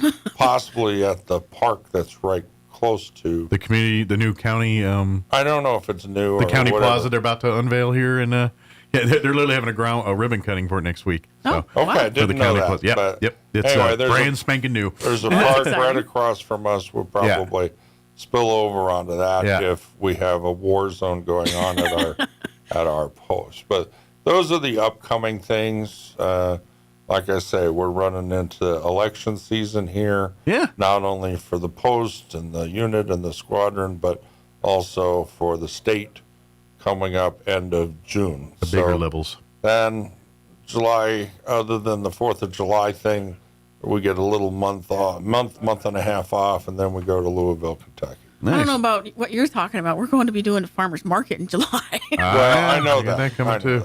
So. You're going to get a bat when you're in Louisville?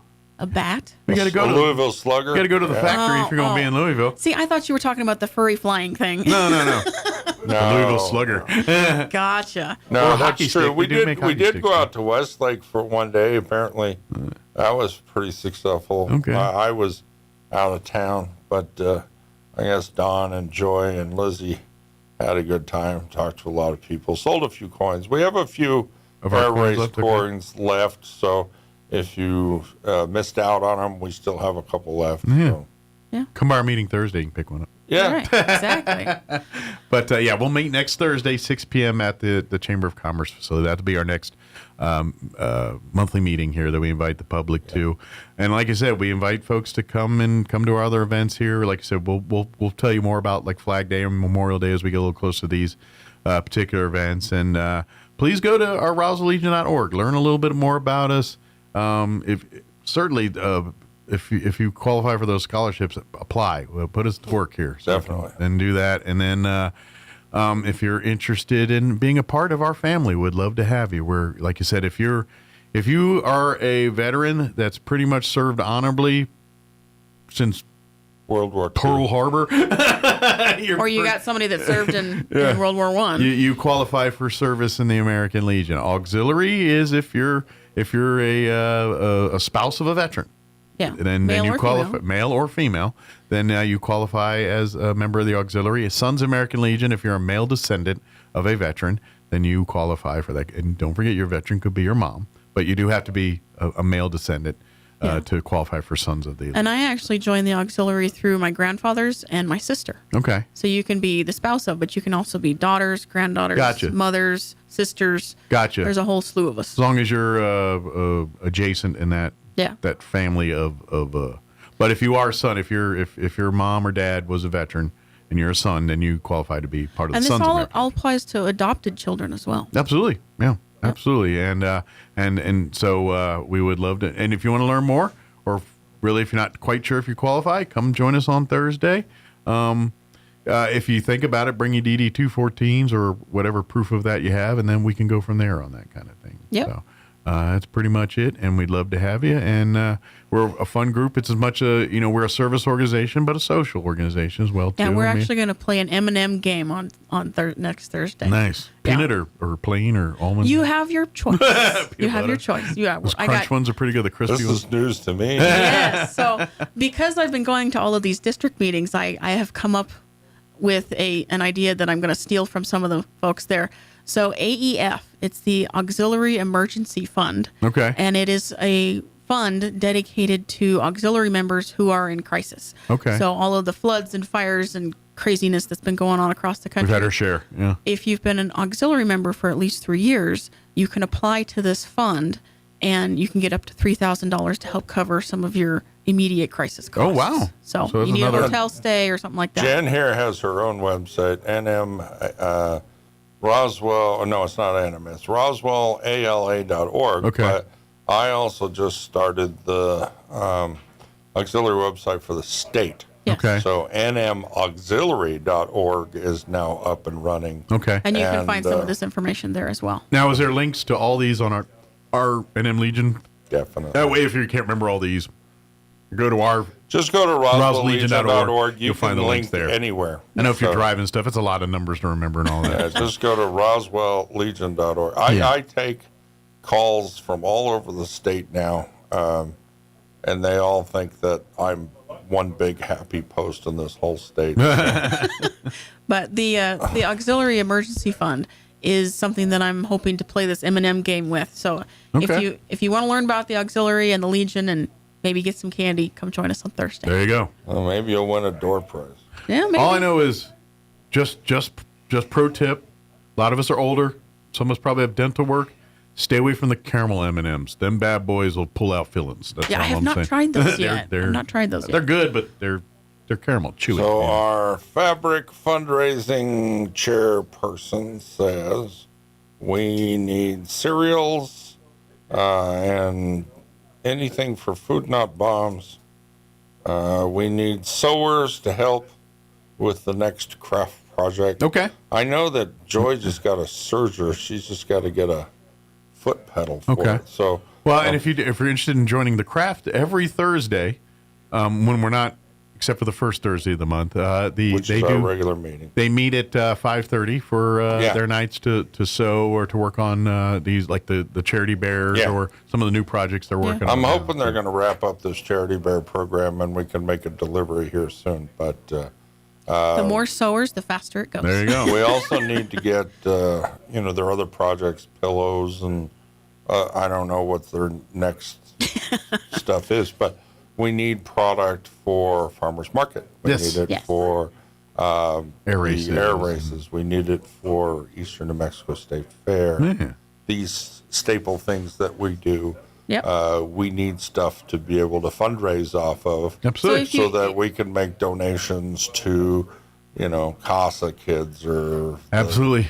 or the Helping, various other charities. So if you that have we an idea, because I know that we can do the craft projects, but sometimes it's simpler to just put together a basket and do a drawing. Sure. So if you have Yeah. an idea for a basket that you'd like to help us out with, Yeah.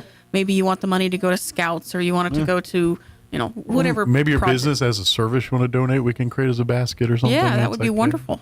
Some salon or something and donate a Lots of things we can makeover or do to something. I get don't know. your business on the marquee. So And all of it would help us. We appreciate it. And like I said, they're helping our temple of helping our veterans, helping our youth, and helping our community. That's kind of what our deal is all about. So, and of course, don't forget Veterans Day too. I know we're starting in the early planning stage of that with the 250 kind of. it's going to be a big deal. Theme self-imposed for this year's I guess Veterans so, yeah. Day, and so if you're interested in being a part of that, stay tuned. We'll be firing up those meetings and getting people more involved in that here pretty quick. Unfortunately, I'm going to be gone here from the 11th to the 28th. So we'll pick a date somewhere conducive. But if you're interested in being a part of the planning and organizing, any this year's- veteran support organization, anybody can participate. if you have an interest in making a success out of our Veterans Parade, then we'd love to have you come join us in being part of the planning of that too. Yep. So Many but- hands, light work. Absolutely, and so and with the 250, we kind of want to make sure it's the big one, because Right. everything's big. It's just like Texas this year. Everything's bigger. We won't be serving toast. That's right. No toast. But we probably will have, coffee and hopefully some warm things because it usually is cold in November. This is true. Although last year was gorgeous. pleasant. Like Last I year was like, I might shed this coat. Yeah. I was thinking about it. I think Didn't, that but was I the thought first about time it. since 17 that it was that way. Yeah, it was beautiful. We had a really pleasant one once, and the rest of them always been cold. It was Yeah. only cold that day. Yeah, right. just- and I ain't gonna lie. By noon, it's warm. Yeah. Yes. By noon, you're shedding everything, and you get shorts and everything. So, Yep. yeah, that's. I all know right. that when I always did the walk from the courthouse up to the Wool Bowl, by the time I got to the Wool Bowl, I was baking. Yes. Yeah, that's the thing is you're freezing into the maybe we should do the ceremony later. That's our problem. Is we do the ceremony too early. We tried that once before and nobody liked it. Let's sleep in. Yeah. We actually did. We did it backwards. One year we went from the Wool Bowl down to the courthouse and then did the celebration after, but hardly anybody came to the celebration. Well, it's kind of like having the football game and then talking about it. Yeah, I suppose. People were there for the game, and the game happened first. Yeah. So- Yeah.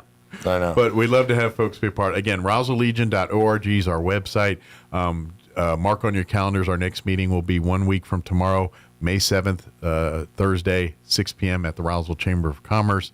And we'd love to invite folks to come there. If you're interested in being a part of our Legion, as an auxiliary or I would Legionnaire or remiss son. in saying that they chose me to be District 6 commander again. Congratulations? Yeah. Question mark? Yeah. Yeah. And I am once again District 6 president. so- Congratulations? Yeah. I think so. Good. So District 6, for those that don't know, is Roswell, Artesia, Carlsbad, Hobbs, Southeast Eunice, New Mexico, Lovington. Yeah. roughly, basically. Basically, yeah. Yeah, so. And I am looking for a service officer. Is anybody out there that has the passion of being a service officer, contact me because I need one for district. Yes. Very good. Guess you got to be a Legionnaire to apply with it. Yes. Must be in the Legion somewhere. So if you have that part In yet, come District see us 6. next Thursday, and we'll go from there. Yeah. Yep. But we would love to have you. And like I said, it's a lot of fun, and we do a lot of they do a lot to. I will tell you this with our Legion Post, it's kind of when if there's a need for something, they just rally to go do it. That's kind of what the mindset is, and yes, we have our things we picked, but I'm not going to lie, a lot of times it's things that just fall in our lap from time to time, and somebody needs help here and there, and we just. That's how we got Memory Lawn. We just answer the call as best we can, basically. Memory Lawn just showed up one day on our radar. Just fell on a Plymouth Rock fell on me. Yes, that's right. Yeah. We're still picking the shards out of our head. It happens, but we would love to, folks. Is there anything we missed? Anything we wanted to cover that No, we just spaced on? actually, I'm surprised that we got everything covered got in her the done. allotted Yeah. time. Look at that. I did want to let you guys Efficiency. know that we are going to be having primaries on June 2nd. So please Yes. make sure you get out and vote and let your voice be heard. And I'm telling you, because of the way they've done the primaries now, if you are registered as an independent voter, you can vote in the Republican primary. Yes. Well, the other thing, too, she should mention is voter voice. Yes. Yeah, the Grassroots Action Center is I guess it's a program of the American Legion. It is. So, but you don't have to be an American Legion member to use it. Yeah. They You don't have even have to be a veteran. No, it's for any citizen that wants to make sure that veterans, their families, and the community have what they need. Good deal. So if you go to the Grassroots Action Center Okay. and look at all of the different things that they have going on, they have everything from trying to get Congress to pay our coasties, the Okay. Coast Guard, when the government shuts So down. what's the web address or the Well, you can the go to link? legion.org Okay. and then search for voter voice. Voter voice. Okay. Or you'll end up, well, no, it's the Grassroots Action Center. I'm sorry. Okay. If you go to legion.org and you go to find the Grassroots Action Center, you'll end up on a website called Voter Voice. Okay. I don't remember the exact address. But once you're there, there's a bunch of issues that you can click on. Okay. They've already got pre-written letters to all your Congress critters on there. Gotcha. And you can add your own personal touch Sure. to it if you want. and it sends it to all of them. I can tell you, I do it regularly. Once you register once, you don't have to register again. You're there. Okay. And you log in, and it remembers all your information. It knows who your critters are, and you just send it right off. I get an email back within 15 minutes of all these people, so you know they're not actually reading it. But use the technology that annoys you to do good for others. But then I get personal email from our critters, and then I send them nasty grants back that they're not doing their job. But well, we are a representative republic, so if we don't do our duties as citizens and let our representatives know what we want, they tend to come up with their own ideas, and it may or may not be what we want them to do. We all have to do our jobs, right? Exactly. It is our job. But yeah, if you know, and this is, but absolutely, definitely check that out, read it, and then obviously that gives you a good finger on the pulse of what veterans issues that Legion's looking at too. But the Legion is nonpartisan. Sure. Okay. But we do Democrat, have Republican, issues. they're not. They just. But we do have issues that are near and dear to all of us, especially veterans. Like and they were sanctioned to be the ear to. They were sanctioned by Congress to be the voice of the veteran. That's what they're there for. Pay not Congress. Sorry, I misspoke. Pay our Coast Guards and the people that keep us safe. Sure. You know? Right. I don't care which political affiliation is. I personally like the fact that we don't have terrorism going on in the United States. That's just a personal preference of mine. Jerry Bruckheimer can make a movie about how dangerous your job is. Maybe they should pay these people. Maybe. Or as I'm saying, there's enough Coast Guard. You've seen. Shoot, watch Deadliest Catch for an hour, and then you see what Coast Guard people do. Well, that's true. That's true.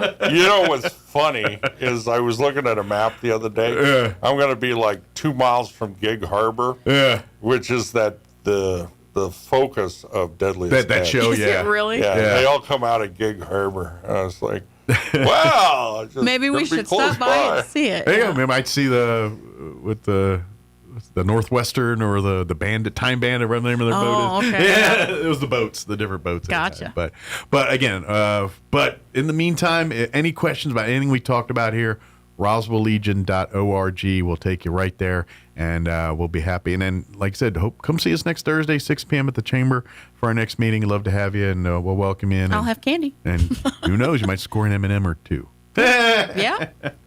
Good deal. Well, thank you guys. Thank you, Mike. Appreciate it. And we'll see you next time. It is 9:55. I got one. All right, let me do this. Let's pause for news. We're going to have to blow off Mr. Hannity. Sorry about that. No, not Sean. We'll blow off that Weather. We'll blow off that bad boy right there. We're doing it on the fly. All right, quick news break and commercials for the Kick Me Off the Radio. Don't go away. With SRN News, I'm Rich Thomason in Washington. The man in charge of the money at the Pentagon, the War Department CFO, tells Congress the Iran war has cost about $25 billion so far. The Supreme Court has struck down a majority black congressional district in Louisiana, concluding the district relied too heavily on race in the way it was drawn. Britain's King Charles and Queen Camilla are in New York City today to meet with first responders and victims' families at the 9/11 memorial.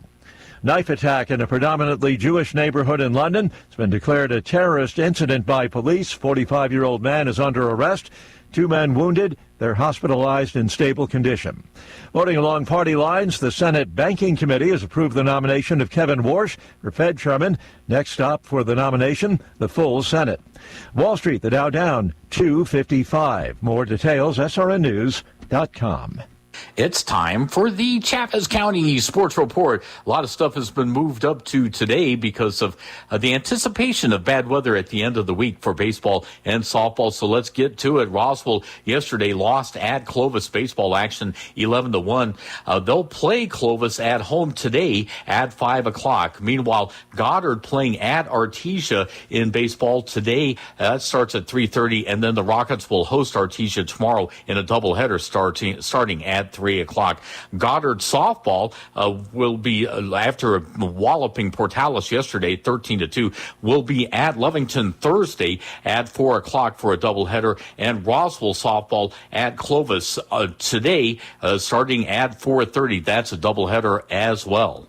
The Sports Report brought to you by DSI. Call DSI for all your office technology needs. I'm Eric Butler at Roswell's Talk FM, 106.5. Attention, attention. They've done it again. For 3 years in a row, Roswell Hyundai is the #1 used car supercenter in New Mexico.